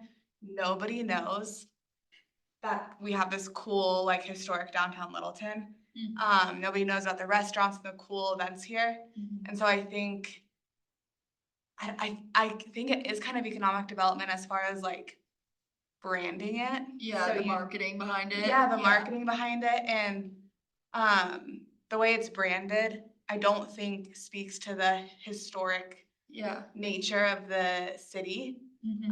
It's a pretty modern logo. Right. And so I think that's something that I always kind of think about, like how can we. So what are you talking about, the City of Littleton or the Visit Littleton? Which logo are you Like talking the about? signage, when you're driving down Santa Fe and the entrance, it's a pretty modern sign and like all of our the street. little gateway kind of. And they have like the black and white pictures kind of as almost like an homage to that were historic, but instead of like really embracing. And so I always thought that was really interesting. But my point being, I think Littleton has a huge branding problem that's turning into a marketing problem, that's turning into a Littleton problem, yeah. And these are people that have lived here for like 10 years that don't know that we have like this cool downtown. And then, so that's like one thing that I think is something I think we could have good ideas on and maybe hopefully collaborate on. And then recently, kind of since COVID, and I'm sure COVID had a lot to do with it, just the turnover, especially on Main Street. And I don't know if that's just like rent prices or whatever it is, but I'd be interested to know if you guys have any ideas on why there is so much turnover in restaurants and shops. Yeah, I think probably two different things, especially on Main Street, like the rent prices that you were talking about. Everything is way expensive right now. We all know that. But then we've kind of seen lagging effects of COVID. So like, man, this is really hard. Okay, we're getting our feet back under us, but it's not enough. And then it's the final phase is, shutting down. So I think people have stretched it out maybe as long as they can until they can't anymore in some senses. But again, the prices of doing business in Littleton, it can be really expensive, especially in downtown, because it's a pretty desirable spot to be. And so figuring out, How much money are we losing when these businesses are sitting empty for months and months and months? I think it'd be really interesting to do the cost analysis of if we were to make something more affordable for these businesses, month to month rent, whatever it might be. And I know there's limits to how much influence the city can have on those things, but doing the cost analysis where it's, are you really benefiting by having it cost this much more to be here when you're this much more likely to be empty for X amount of months? Yeah. I think putting that data in front of people would be really effective. I know if I was a business owner and I could look at the numbers that way, it'd help me wrap my head around it in a different way. And then building on what Kaki was saying, I also think it's an ambiance problem. And just since the trees were taken down, talking to business, they've seen an effect of losing those trees. And we've talked to some business owners who said that they would be willing to Donate a tree. do like a donation program where they donate a tree or a giant pot with flowers, whatever it might be, until this all goes into play, to just make the ambiance of And then that tree could be replanted somewhere else in Littleton, yeah. Well, how often also do you end up, if you go on a date night and you've read about a restaurant that is like known for a certain dish or a hip vibe, whatever it might be, you end up in a different location in the city. And we don't have that place right now where people are seeing it on Instagram or seeing it, having people tell them about it and be like, oh, we had the coolest dinner at this place or the coolest experience in downtown Littleton. We should be hiring influencers. I know that sounds so dumb. It does, it sounds so dumb, but like that's how all these restaurants downtown are getting, they hire influencers with tons of followers to make it look cool to post. And we should be hiring influencers to bike from Breckenridge Brewery, to go buy some, like go to the Paris Street Market in Aspen Grove and make Littleton seem like this is so cool to be here. Describe my life. Yeah. Start influencing. 15 followers. My last post from 7 years ago. I mean, Sherry Creek just had a rebirth.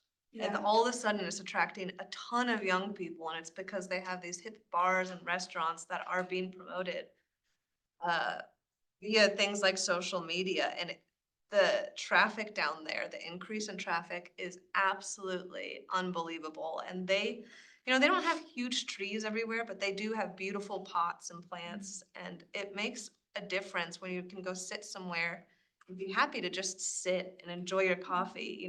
If you're staying for your coffee, you're more likely to go in the shop across the road. And I think it's super important. And how we've had these conversations. Yeah, We're I think talking there's a lot of monopolizing people the about it, conversation. Totally agree. I think,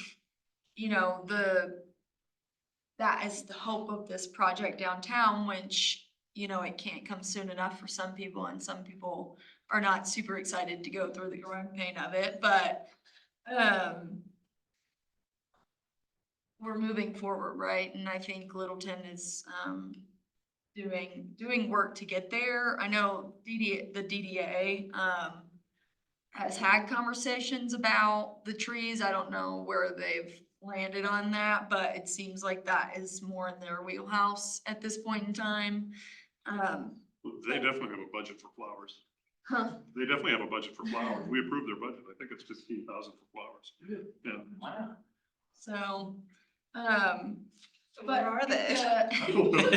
I did my part. That's all I'm saying. Also, like even for summer, just like as a like, I don't know, but like there's on the milk market in downtown, those are local businesses that do all those flowers over the doorways and stuff, and like that would be such a good kind of like step in until we have the permanent greenery.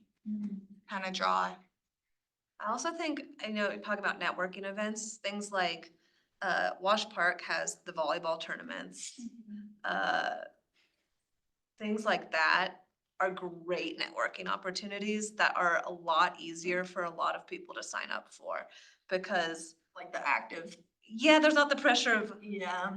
this is what I do, this is who I am, you Yeah. just go have Go fun play and spike meet ball in young the park, people. yeah. Yeah, so setting up, beer in hand kickball tournaments, like we have the parks and people don't know about them. And that will get people down here and that'll get young people interacting with each other. I think doing stuff like that would be really valuable too. Yeah, I think the Platte River Grill putting in. Yeah, they're talking about or trying to. I'm excited about all this though. That sounds so awesome. Sweet. Any other thoughts on that or questions in general? I mean, my thought on that is one point that you kind of touched on in the six that you covered is like housing and the affordability of Littleton. Cause I have a lot of friends who are moving out of here just cause they can't afford it. They can't afford a home and then the price of an apartment is just going up a couple $100 year over year and just they're not getting the raises or whatever. So for me, that's more of an interest of is like the housing aspect because for young people, it's not super affordable compared to other places. I think the permitting process, talking to clients of ours, the permitting process is really intimidating and we're seeing a lot of people who can afford a home down here, but they're not in the shape that they want them to be in. And part of the reason they're not in the best shape is because, it's so hard to get things permitted and it's a requirement.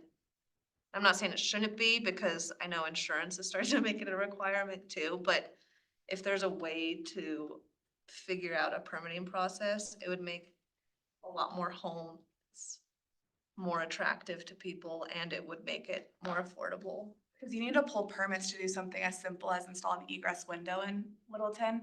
You don't need to do that in Denver. And that right there adds, I don't know, a ton of money to your property value. Yeah, so I can speak a little bit on the process. We've heard the feedback. And so the past year, there have been a lot of different departments that have come together, economic development included, not myself, but, my coworker Brian, who is now the interim director. He's put a lot of effort into this. They called it Design the Future. And basically they went in and they nitpicked every single little thing and they got this big long list of what could be better. And now they are starting to knock them out one by one. They prioritize them. And so that's not gonna be changed overnight, by any means, but there is work being done and there are people that are really passionate about the permitting process. Because in economic development, it's really important to us too that the permitting process goes smoothly because that is the biggest part of getting a business in, right? So, we have a lot of passion about that as well and there is work being done on that. Cool. I have a quick question about the survey item. You shared about 57% of graduates don't plan to come or stay in Littleton after they graduate. Was there a follow-up question to that? Was there anything that asked, do you plan to return? Are you attending school or not? I need to look back. It asked, why. Okay. And people wrote different reasons. On that little QR code, if you wanna go through, Out there. I'm almost positive all the reasons are like written in on there, but, if not, and you wanna know, reach out to me. Yeah, we have information.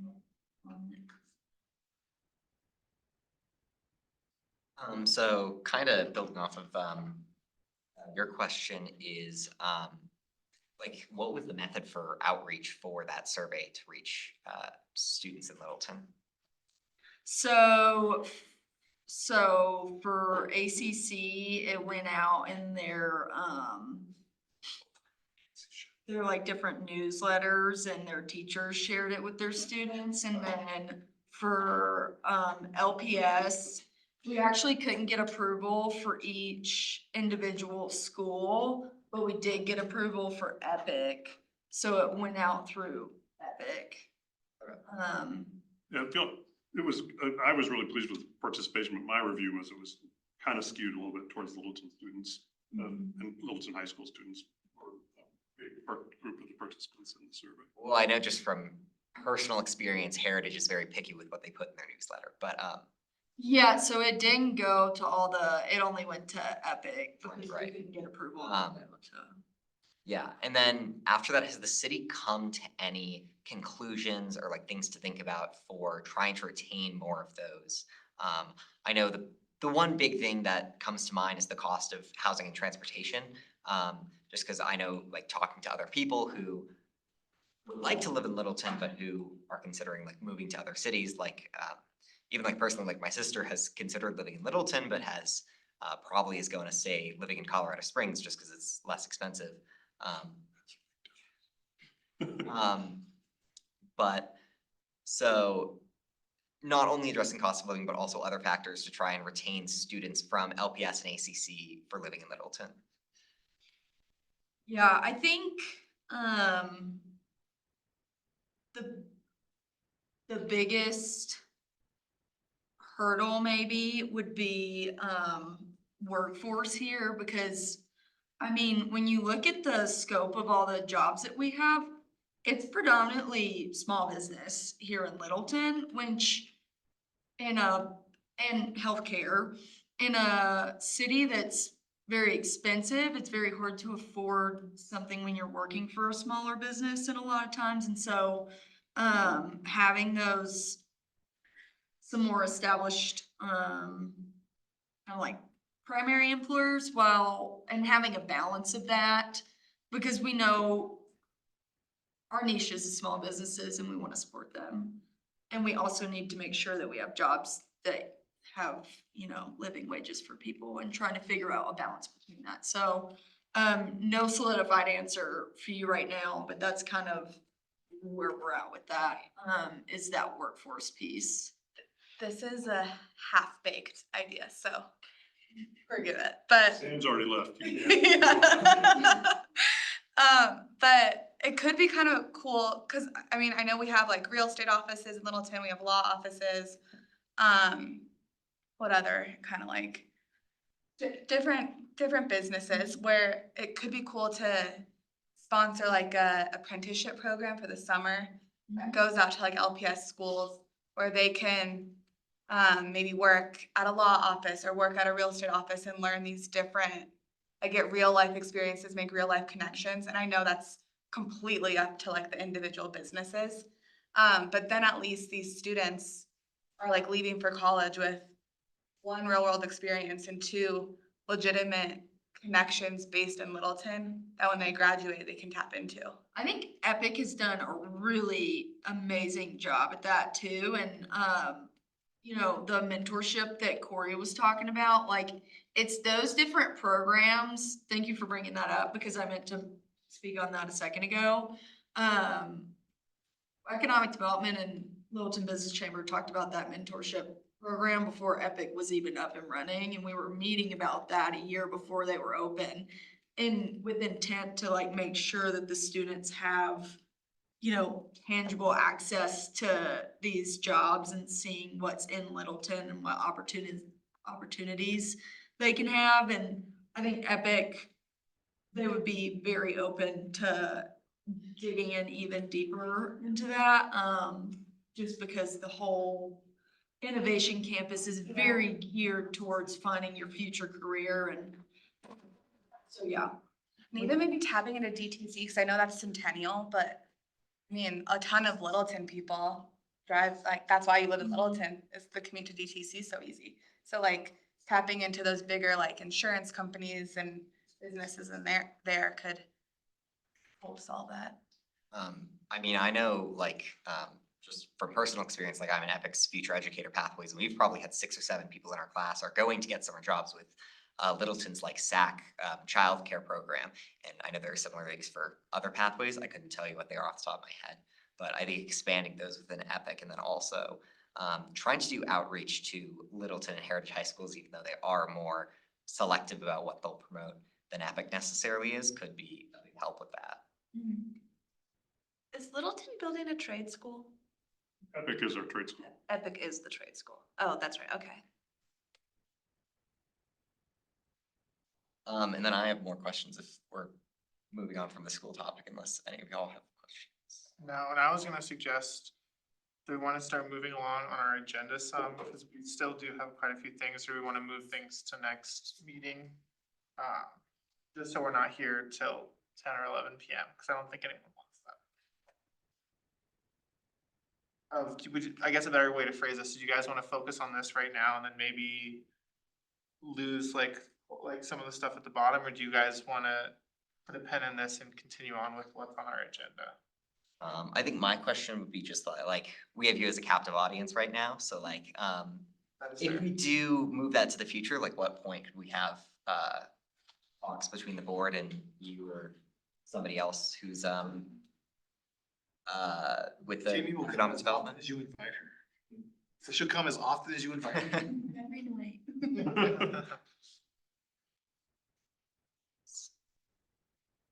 Does anyone else have any thoughts or opinions? Cause like I'm okay with either way, or even if we just wanna do like an additional 5 minutes or 10 minutes of this topic, and then we can move on to something else. That sounds fair. Okay. I Yeah. was gonna say, we also can schedule to have her back on a future agenda, just.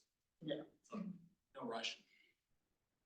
Well, I just kind of have like one more idea to talk to you about with this is, so I think it was one of the pillars, number 4 involved a lot of like tourism strategies to get people coming to Littleton.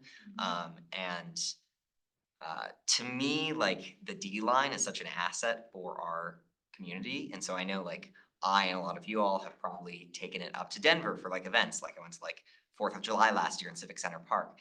Has there been any attempts to try to do that in reverse, to try to get people from Inglewood or Sheridan or Denver to come down to either downtown Littleton or Aspen Grove? Cause those are both great places to hang out, and with more development happening in Aspen Grove. I think there has been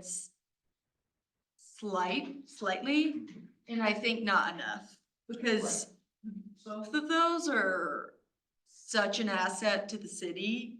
And I think people use them more than you would think, and so, yes, but not enough would be my answer to that question. Or even like, I'm just thinking like, a lot of tourists come to Denver, it's a very touristy city, like if you said to them like, hey, we have a train that goes right down to Littleton, we have a great historic downtown, that'd be a great day trip for you. Yeah, I think, a little bit aside from that, but still in the tourism bucket, the Visit Littleton, if you haven't checked out the website, just go to Visit Littleton, I think it's org or whatever. And that campaign has really launched recently, but they have gotten big billboards with the Visit Littleton on it and put it on the side of the buses, so launching that, basically as we speak, and that has been a big push that has come from, the lodger's tax, so. And then you mentioned, and I think this is beyond the scope of what you're doing here, like development around like the area of Eastern Littleton Boulevard, kind of where it meets downtown. Where could I like follow updates on that, or? There is not a current place. They will be coming in front of council in sometime. It's gotten changed, so I don't remember the date. We can look on the tentative agenda. So we're getting ready to kick off a study for Littleton Boulevard. Okay. sub area. And so they'll go into all, how do we want that area to develop? And they'll be in front of council in this month, now we're in May. Well, it was May 16th or 17th, but is it still? I think it is. Okay. But they'll be asking council for direction about how to scope the project. Okay. What do you want to include in the? It's still early phases of projects. Very early. Yeah. So this is a couple, Just, couple years off. well, yes, the actual redevelopment. Right. Gotcha, thank Yeah, you. we're, looks like authorizing the contract is May 1st. So, but there's a lot of different competing forces for thinking about it. There's a strong community focus on historic preservation on Littleton Boulevard, particularly the mid-mod work. And then there's also, a lot of conversations around how do we think about growing the businesses. But the flip side is I think the Cherry Cricket is kind of both a good story, but a bad story in that I think it had some negative impacts as far as traffic go with the neighbors, and trying to think that through is how do we manage those kind of. Specifically parking. That's what I meant, sorry, and I think we may see the same thing with the Littleton Brewery. So those are all things we gotta think about as we move forward. All right, well, thank you. And then my last question for you is just, does this Littleton Economic Development have like a page on the city website I can look at? Okay, awesome. Yeah, so when you go to Littleton Gov, like hover over business, and basically all of that is economic development. Like we have a page, and we have the SEDS report living on that page too, if you want to just dive into it, so. That's great. Anyone else have anything? Well, thanks for some engaging conversations about it. Appreciate it. Jamie is a former staff liaison for the Next Generation Advisory Board. Oh. So, Lauren would be the only one that would have overlapped. and she's not here tonight. Anyway. Awesome. Do we want to move on to discussing some of the pre-work for the sponsored public event that we were talking about doing? Because I know there was a list of dates where like, did that get sent out? No. Just to you and then also to Mackenzie because she asked. Okay, but like several lists of dates in August that we could discuss if we want to essentially see if we can piggyback on one of those events or if we want to go out on our own, which I think will be a lot more work, but like have that discussion I think is appropriate, and then we can figure out. We need to talk to those other organizations, but then figure out from there like what steps we want to move forward. I know you've talked with Ellen, but I think we should like kind of start that discussion. So I talked about the different dates with Ellen, and as far as Western Welcome Week and I forget the name of Criterion? Criterion, thank you. She was excited about those, but a little concerned about like traffic and everything else that will be going on around that time. So I think August 24th was the third date. And that's the Town Hall Arts Center Ovation Gala. Yes, so I think that made the most sense, but I do also think that it is important that it's a morning event. So if we could have it start at 9 a.m., I think that would be ideal if that's possible, because A, it starts to get a little hot, B, people don't want to work out. And then they can go to the bottomless mimosa brunch at Grande Station. Yeah, I do think it leads well Make into a Littleton day of it. brunch time. And she's talked to some other businesses, it sounds like Pliable, there's a good chance they'd wanna come out and have a tent set up with smoothie samples. I think getting more of the restaurants to offer brunch deals.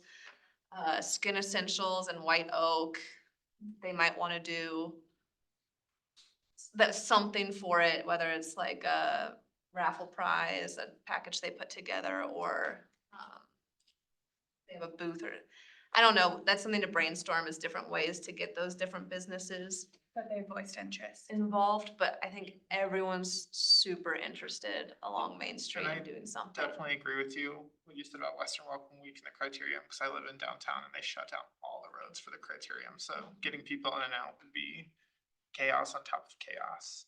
Light rail, like Jack said, right?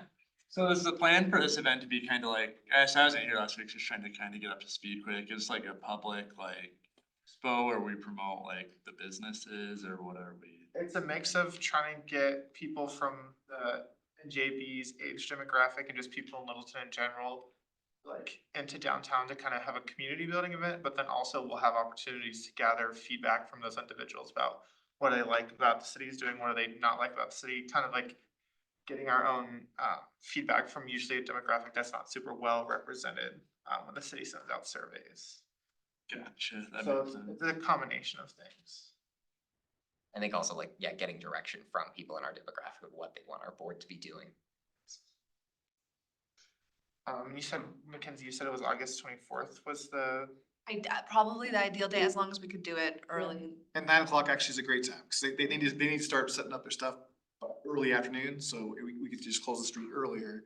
And it'd be just between Nevada and Prince Street, so right in front of Town Hall Arts Center, basically. Plenty of room there, but yeah, that probably would work really well. Okay.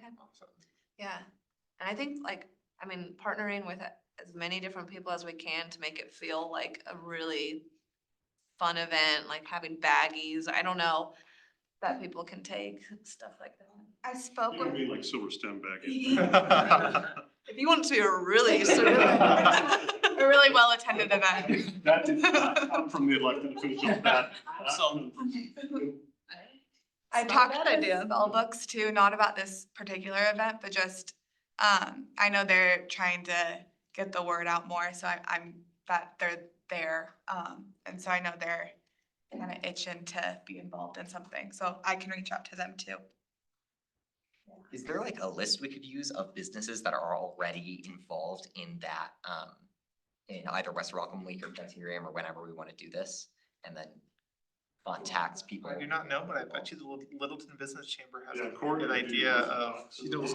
Yeah, that's what I was saying. I That's a mean, we good really idea, need to yeah. get the chamber to push it because they're gonna have those business contacts that we need.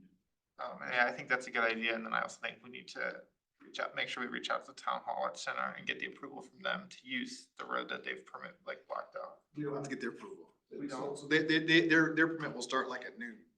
So the city would would close it earlier. Oh, okay, so we wouldn't need, okay. That's good You too. don't, But we would definitely coordinate with them. Yeah, I was like, make sure they know. Awesome, so I feel like that's good that we at least have a rough idea of when we're targeting the 24th. And if their farmer's market idea is working out, that'd be a cool thing to have in conjunction. Yeah. that It's we can a just similar roll type of Either the brunch or the farmer's market or whatever. Yeah. And I think it's just like, it's a great time to show off Littleton. So we're only doing one event. Send it. And then one thing I was thinking that we should do for this is create a planning subcommittee, because there's gonna be a lot of moving pieces of coordinating what businesses wanna be involved, and then also we need to make surveys both for residents and non-residents, and I think having some folks who are particularly focused on that would be useful. Just so we don't take up all of the time that we're meeting, just discussing this one thing, and they can do stuff in the background. Does anyone have particular interest of being on said subcommittee? I'm happy to talk to, I already have the dialogue going with Ellen and happy to reach out to businesses. Survey. Okay. Yeah, I could help with the survey too, if need be. Okay. Does anyone, I know at least we still have to follow Colorado open meeting law, so if there's more than 2 of us that meet, it has to be officially published 24 hours in advance. So normally in the past, we've always done subcommittees of 2 people, because then you don't have to worry about violating Colorado open meeting law. So can we have a separate survey subcommittee? Yeah, we could do that. We could break it up into a survey subcommittee, then like a business planning subcommittee. I think that works. Sweet. I know you 2 said you're interested more on the survey side. So would you guys be interested in doing that as a subcommittee together? Yeah, I'm cool with that. Okay, awesome. Jot that down. I would like to, I write surveys for a living, so yeah, I'd be happy to obviously not come to the meeting at 2, but do it if you'd like, so. Thank you. You'll be it too, because you're not part of it. Yeah, I was like, That's true. Okay, great. reply to you. But that's what I do, so I do surveys. And then on the business side, does anyone else, I would be interested, but I also don't wanna step into that role if someone else is interested. And being a part of that with Mackenzie to like help with all the business coordination and who would wanna partner with us. I'm happy to do it too, but I don't wanna, same thing. If it can only be 2 people, you should do it. I'm willing to guess that Mackenzie might have a side conversation with Kaki. I know, I was gonna say, I feel confident we about have weekly meetings that. that. That and we can make sure to like have updates to the larger board to make sure everyone knows what's happening. So that was just something I wanted to do, cause I feel like that'd be easy to push forward progress when we're outside of these meetings. We could add, like just a point on our agendas going forward to the, reports under like item 4, comments and reports for the subcommittees. Most definitely. So to take full advantage of the city's marketing capabilities, you'd want to make a decision very quickly. And like if you were prepared to commit tonight, you could do that. But if you wanted to confirm with businesses and coordinate a little bit more, I would say that your next meeting probably is the latest you'd want to make a commitment to that date so that we can start like getting into our print edition of the Littleton report and those kind of things, which take a little bit of notice. So. Yeah, I wonder, Ellen told me she's good with that date. yeah, I feel like the thing that you need to engage the, you need a communication committee, like, or, you know, just somebody to think about how do we want to describe this? What do we want to make? And that's another. Yeah, I think that's a really good point. If anyone would be interested in that, like communication subcommittees, we're just basically divvying up all the I different. can be on the communication. In that, yeah, so just how we wanna market this, what should our outward look be? Awesome. Sweet, so we kind of have all those, like the main 3 of the survey, the business side, and then the communication. And I guess we all have each other's Littleton emails, so that's how we can communicate. But with that, is there anything else? Cause I don't wanna keep everyone too late, it's already 8:30. That we wanna discuss with this, or do we wanna move on to our next topic on the agenda for discussion? Sweet. I'll turn it over then to you, Ricky. Alrighty. Yes, or CISTB. Yeah, and more letters behind it.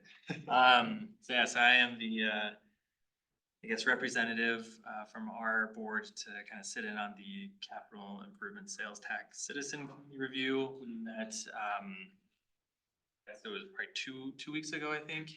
And what the goal of that meeting was to review what the 3A spending was in our last year in 2023.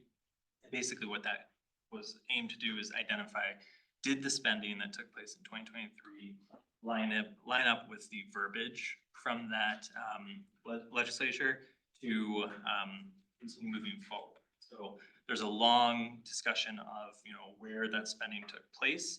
Of the, I think it was 12.4 million of those funds raised.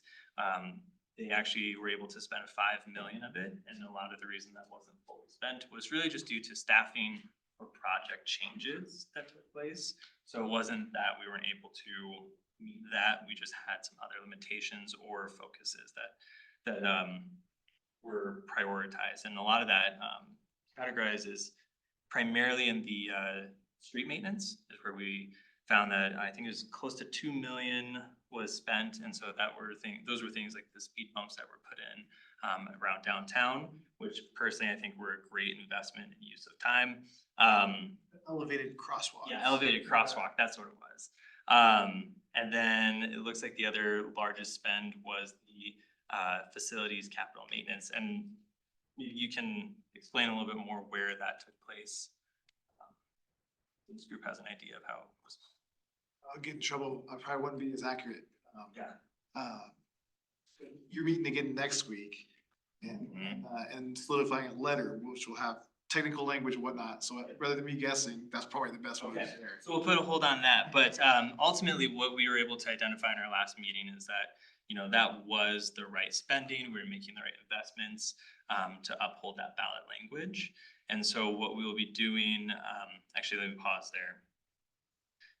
The other kind of commentary was that, do we want to continue moving forward with that and with the spending in 2024 and beyond? And so the large group agreement was that, yes, this is the right type of spending we're seeing to improve, our community and, make sure that we're doing things that are helping the public from a safety perspective, and also ensuring that our Littleton employees have the right resources to do just that. So I think, I left that meeting feeling like we did good justice in ensuring that all the dollars are spent correctly. And so we are meeting next Wednesday to finalize what we're gonna provide to the city council to just say like, yes, this is how we've spent it. This is where we want 2024 to be focused and beyond. And I think a large part of that conversation will be what we're hearing a lot of with the downtown Littleton plan. And so I think there's gonna be some more conversation that next week about how those funds are gonna be provided and focused moving forward. Capture everything there? Yeah, Ricky's a great representative of this board. You've really, thank you for giving assets to that board. And the other members of that board include representatives from almost every other quasi judicial and advisory board that is in the city. So he's developing a network of other people as you try to interact and whatnot. Ricky would be a good go-to for you. He'll know at least one other person. Awesome. Well, thank you, Ricky. I know we all really appreciate that. So I know that was probably a lot of work in making sure that we're spending the money, our tax money that we're collecting, right? Yeah. And then I guess our last point of discussion topics, like going off of what Mike just said, of what other ABCs, authorities, boards, and commissions do we want to potentially collaborate with? I know I kick it off of the Environmental Stewardship Board just presented a big thing in a study session to City Council, and I talked with their chair. Because I think they have a lot of cool things that they're proposing to the city and a lot of information that they can maybe come and give us a little mini session of the things that they're proposing to the city and ways that they found that they think the city can make pretty quick improvements for us either to help advocate for them or help find places that they might have not thought of. But if anyone else has a thought on that anymore, please share. One question I have for you is, do you know if the Environmental Stewardship Board, are they advisory like us, or are they a quasi judicial They're board? advisory. Okay.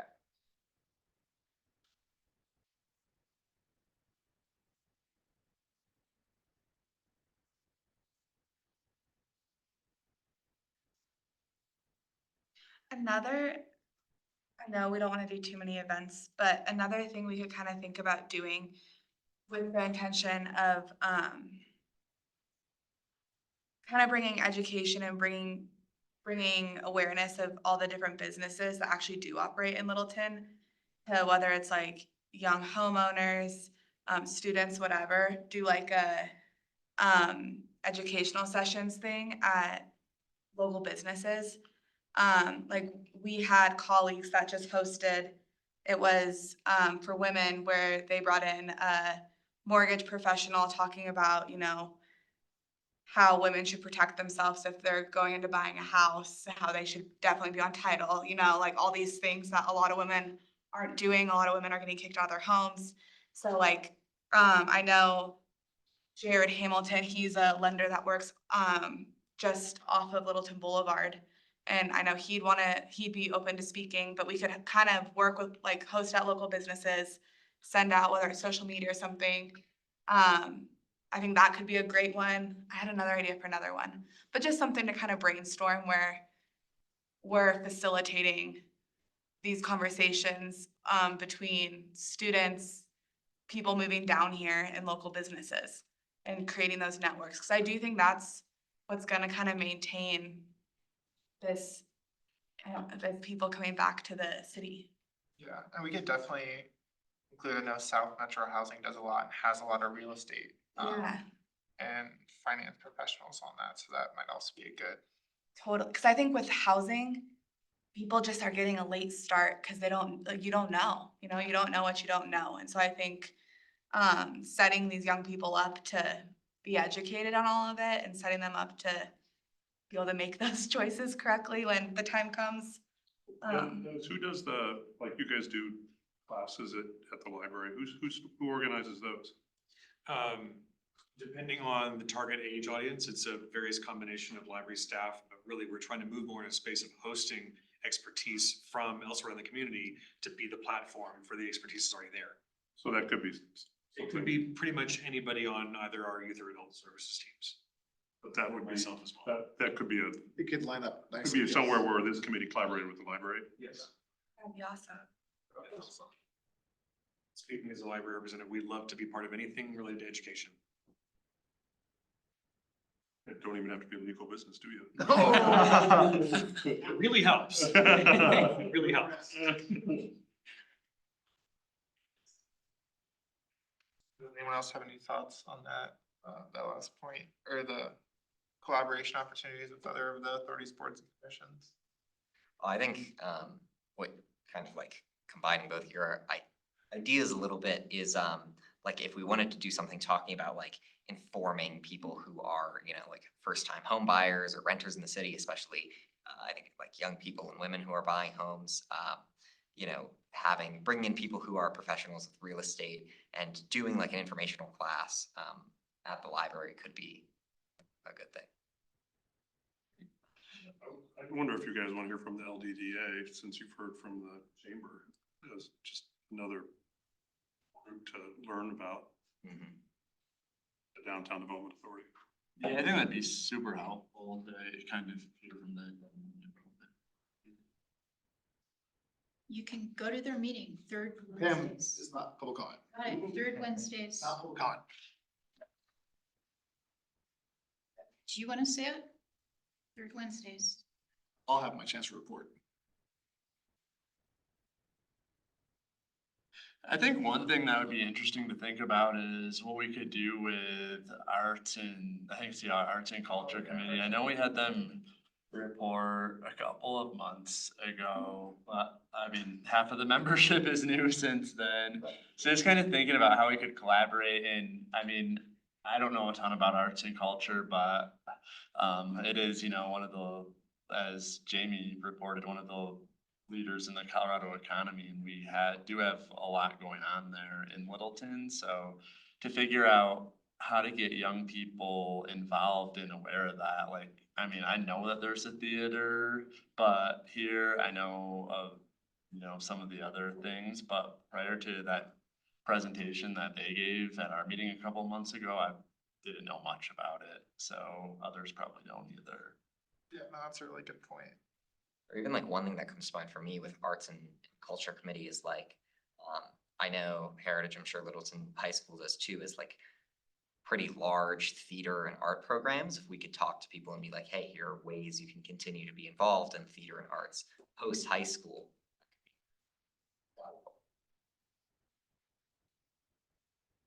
Really good point. Are there any other committees people are interested in? I think you'll have named them. Awesome, then we can move on to the comments and reports. Does anyone from staff? You guys have anything? I mean, I don't know if you guys knew this, but you guys you have a new staff liaison. Other than that, no. They'll say, Chris. So, I'll just add a couple things. One is last month, we talked about an event that was happening in South Platte Renew. It was a river cleanup and it was supposed to be last Saturday, but because of the weather, they canceled the event, postponed it to this Saturday. So from 9 to 12, if you wanted to go be part of the volunteer group, help them pick up, beautify around the river. In the Littleton location is over by Petal, you know where the Petal is? What's the name, River? Centennial Downs is the name of the shopping center, yeah. Okay, yeah, right off of Santa Fe and whatever. I should know the names of the roads. Prince, there we go. And so they're from 9 to 12, they give you a free t-shirt and some other goodies, to celebrate, Earth Day and whatnot that was last week. And then, yeah, you can come anytime you want during that time frame or the whole time and be part of it. So, you know, earlier during public comments, there was, there was a comment about Riverside Dance. There we go. My mistake. There was a comment about the agenda, tonight's agenda, and I just wanted to, especially for those who are newer, just talk about how the agenda is created. So, during the meeting, and you'll have a chance to give your reports, you also have a chance to suggest future agenda items. So last month during the meeting, you guys talked about inviting these 3 different groups to the meeting. And so, as a board, you decided kind of what you wanted to see on your agenda. Andrew, as your elected chair, also has a chance to add agenda items as well. So like during the month, if something new came to you, you could talk to Andrew and see if you wanted to add it. Or if he didn't at that point, said, hey, just bring it up during the meeting, let's see if we want to add it.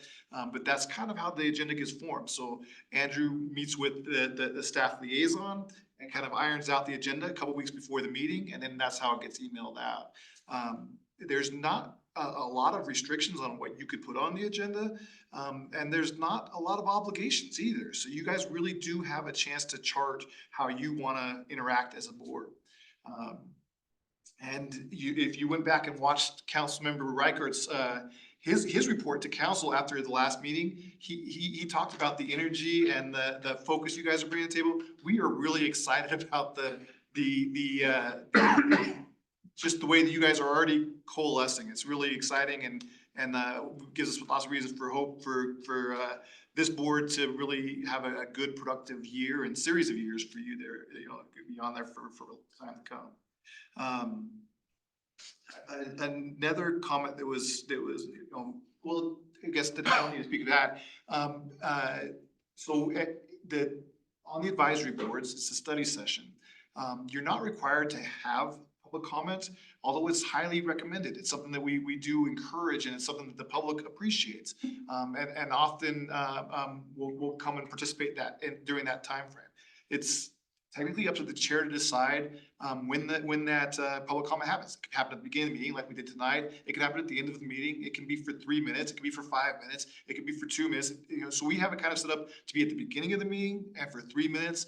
And the members of the public can make comments about anything. They can talk to you about really almost any subject. We do have some requests of how they keep it, you know, not say, you know, mean things or not use vulgarity, those kind of things. But really, from freedom of speech point of view, they could comment on quite a bit of things here. And my guess is over the next year, you'll hear people give criticisms of you, criticisms as a board, hopefully not individually, criticisms of our city council, criticisms of the city and things that are going on, but also some compliments and things like that. And they may or may not be accurate. They may or may not be relevant, but none of that matters. That they get a chance to share whatever they want. If you're giving the opportunity for public comment, once that opportunity is given, we don't get a chance to say, oh, but not from you or only about this or that. It's a freedom of speech point at that. Now, from an open meetings law point of view, there should be no discussion on the public comment. So when someone gives a comment about something, because it's not agendized, you know, we're not supposed to have a discussion about it, right? So you know, for example, if I said, hey, something about education in school, whatever. Well, if we started talking about it and had a 20-minute conversation, people who might be interested in being a part of that conversation don't have the chance because we didn't put it on the agenda. And so we're asked to listen to the comments, but really no interaction, no response. And so sometimes it might feel a little awkward because someone might come and ask you questions. What are you doing about this? No, really, what are you doing about this? And you just kind of sit there and listen, and that's it. But later on, when you say, hey, I really think that was a valid question, I want to know about what we're doing about this, please put this on the agenda for the future so that we can discuss this. Then anybody who's interested in that topic can come and listen and be a part of it. And that's in keeping with the open meeting law, and really honors the public comments that are received. If you ever have questions about a public comment, or if for some reason, you know, you took offense about it or something like that, raise it with Chris. Say, hey, Chris, you know, that public comment was received tonight. It's got my thoughts turning and whatnot. And then we can kind of, you know, discuss if there's something that we do with that information. Yeah. And really, that's the same practice that happens at all of the boards and authorities and commissions and even the city council level when public comments are received. Yeah, so if you have any questions on that, I'm happy to talk about it, but I just wanted, especially for those of you new to serving this, I wanted to kind of give you some background so that you kind of knew what to expect. And If for any reason you ever wanted to get even really deeper on that, we could schedule time with you and our city attorney or our city clerk to go over, the rules and why they exist and how you can work with it. We certainly want you to be as well supported and have as many opportunities to do the best you can in this, and we're so grateful for your service on this board. Thank you. I want to briefly echo what Mike said. Our city clerk has prepared a very robust presentation, a very robust talk on where the guardrails are on boards and authorities and commissions. And she's an amazing resource for that. And also want to reinforce what he said about the agenda of these meetings is yours to drive. And so definitely please be having conversations with the chair and with the staff liaison if there's a topic that you want to be addressed. With the only caveat is that the closer that we get to the meeting, the more time sensitive it becomes, because in keeping with open meetings, we have to post the agenda publicly a certain number of hours ahead of the meeting. So there does come a point past which the agenda is set. So just to keep that in mind, but yeah, it is yours to drive. In the future, if we want to add anything to the agenda, is there anyone we should like CC on the email other than Andrew? You don't need to, but I would recommend CCing Chris, because the more informed he is, the better he can support you. Let me have you resources the city can provide that would help facilitate a better discussion. But to your point, you don't need to. You could just go right to your chair. That's okay. Right. Andrew's first call will be Chris. Yeah. Our council liaison has any comments or report? I know it surprised you, but I have comments. So I wanna, first of all, say, I'm really glad that you did have those presentations here today. So in my mind, you guys have two roles. One is that you are liaisons for the city to the community. And so when you have these people coming and talking to you about what's going on in the city and what's going on with the 3A money, you are helping us communicate to people around what's going on at the city. And that's really valuable to us to have you become kind of the experts on what's going on in the city. And so I really appreciate you guys having interest and taking the time to hear from folks. And I hope you continue to kind of do that. I think that's really valuable. And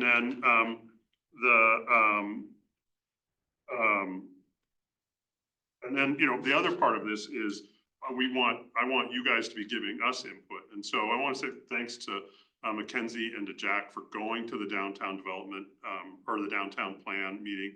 And Mackenzie sent me an email and I read a chunk of your email. I didn't read the whole thing during my comments. And that, that kind of trying to stay on top of what's going on in the city. And I want you to feel like you can tell me what your thoughts are on any of those things. And I hope that you guys, as Andrew is putting together the agenda, and Chris, you guys look on things that are coming in front of the council in the next month or two, so you guys can learn about those things and request to hear those things, so you can give us input on those. And I think that worked pretty good this time with the downtown plan. And I want to give an update on the downtown plan based on kind of what I saw from the council. And so the downtown plan presented three different scenarios. The council was pretty, not unanimous, but definitely supported what was the last option called? The option number 3. So the village. So there were three options. One was focused on kind of slowing down traffic. One was focused on multimodal stuff, which was mostly bike stuff. And the third was mostly about kind of place building and making the place, and I think more around pedestrian traffic. And I think that the council was leaning more towards that. But there was also a discussion during the meeting about how the original reason that the downtown plan was being put forward is because we thought that when the Denver Water tore up the streets to put in a new water main, we were going to be able to use the Denver Water's contribution to rebuilding the downtown to help reduce the cost for the city for doing that. And what we learned is those two things have been separated. And so what I see in the city is that we have a bunch of different plans that are kind of coming forward and percolating. We've got the Kettering Gallup Park plan that comes forward. We've got the downtown plan that just came forward. We've got the Broadway corridor plan that came forward. We have a lot of different things that are coming forward, and there's not enough money in the budget for us to do all of them. And so what's going to happen is we're going to have to prioritize within the plans and across the plans what our what we want to do. And that's one of those places where I would love to have your input as you guys kind of learn about these different things and prioritize. And I want to listen to you about those things. And then I think there's another big challenge in front of the city that I'm seeing. So one of the interesting things about the SEDS report that Jamie was talking about is they did a really helpful for me description of kind of where Littleton fits in for the region. And we are actually, for us and kind of everywhere south of us, we have the most diverse housing kind of availability of any of the cities kind of from here on and south. And we're facing a huge challenge right now with the prospect of the Woolhurst and Meadowwood Trail Arcs being bought up. We don't have a lot of great tools to maintain affordable housing. And I think that's going to be one of the interesting and hard conversations, is not just adding to our existing stock of affordable housing, but how do we maintain what do we have? I mean, and that's what Pam and I had a long conversation about last week around, you know, what are our tools to keep redevelopment from totally making it so this is a less affordable town. And I think that's one of the interesting kind of political challenges in front of us that I welcome you guys to help me and help the city think through, because I think that's going to be a big deal. And that's my comments. So. Thank you. Now we'll go on to board comments. As the chair, the only real comments I have are, my plan is to just kind of talk with some of the different partners we've talked about, whether it's the ABCs or different groups, to figure out what would make sense for our agenda for next month. Because I know we're getting into kind of a weird period where the city council's kind of taking a little bit of a summer rest. And I've also been like working with Mike and Robert to figure out like what are topics coming up that the city council is going to be taking action or discussing, so we can kind of be informed to provide our input before it comes up before them. But like was said, if you guys have any things that any items or things you really want to discuss, please let me know. I can make sure we get the right people here to educate us so we can have an informed discussion and provide our feedback to whoever at the city would need that. And then my other point of public comment is, sorry, I had it written. I just wanted to congratulate Jack for your Littleton Public Schools Spirit Celebration Scholarship this year. Thank you so much. No problem, that's all I have, so I'll turn it over to the vice chair if you have any. All right, I do have a comment actually about Project Downtown as well. So I attended the meeting on April 10th. There was a virtual one on April 8th, as I'm sure you all know. And both Mackenzie and Kaki were there, as well as Sorry, Kaki, you were there. It's okay. Councilman Reichert, or Rob, as I think he likes to be called, yeah. So yeah, but basically the three main concepts being chicane, which, you know, creating slowing traffic through gradual curves on Main Street, the network, which is really building out a robust network of bike lanes through one adjacent to Bowles, then going on both Main and Alamo up to Littleton Boulevard, and then the downtown portion of Prince Street, and then the Village, which it sounds like is what council's more leaning towards incorporating those ideas, which is more based around creating social spaces on Main Street in Nevada through kind of shared areas between cars and pedestrians. Personally, I think there were good ideas in all of them, and they're all improvements in terms of streetscape. I personally am partial to the network for the reason that, to me, if you want a good street space for people to, you know, exist in and shop in and go to businesses, it's really critical that people have an alternative to driving to get to those spaces, because, you know, it's great if you have a social space, but if you're not providing alternative transportation, then people are inevitably going to drive to those spaces. But also, I mean, that's kind of what I wrote in the survey. I'd encourage you all to take the survey. That's about all I have to say. Thank you. And then we'll open up to all the members if anyone has any comments or reports they'd like to make. I would be curious to hear what solutions are being brought forward for affordable housing. If there's a, Well, I think the city, Like a future agenda item, or you want to talk about? well, as a future agenda item, if, yeah, sorry, I'd be curious. And I think that would be both from the city perspective, but also South Metro Housing's perspective. Yeah. I love that perspective. And I do also think, we've just heard from, I can't tell you how many people, the trees and the flowers.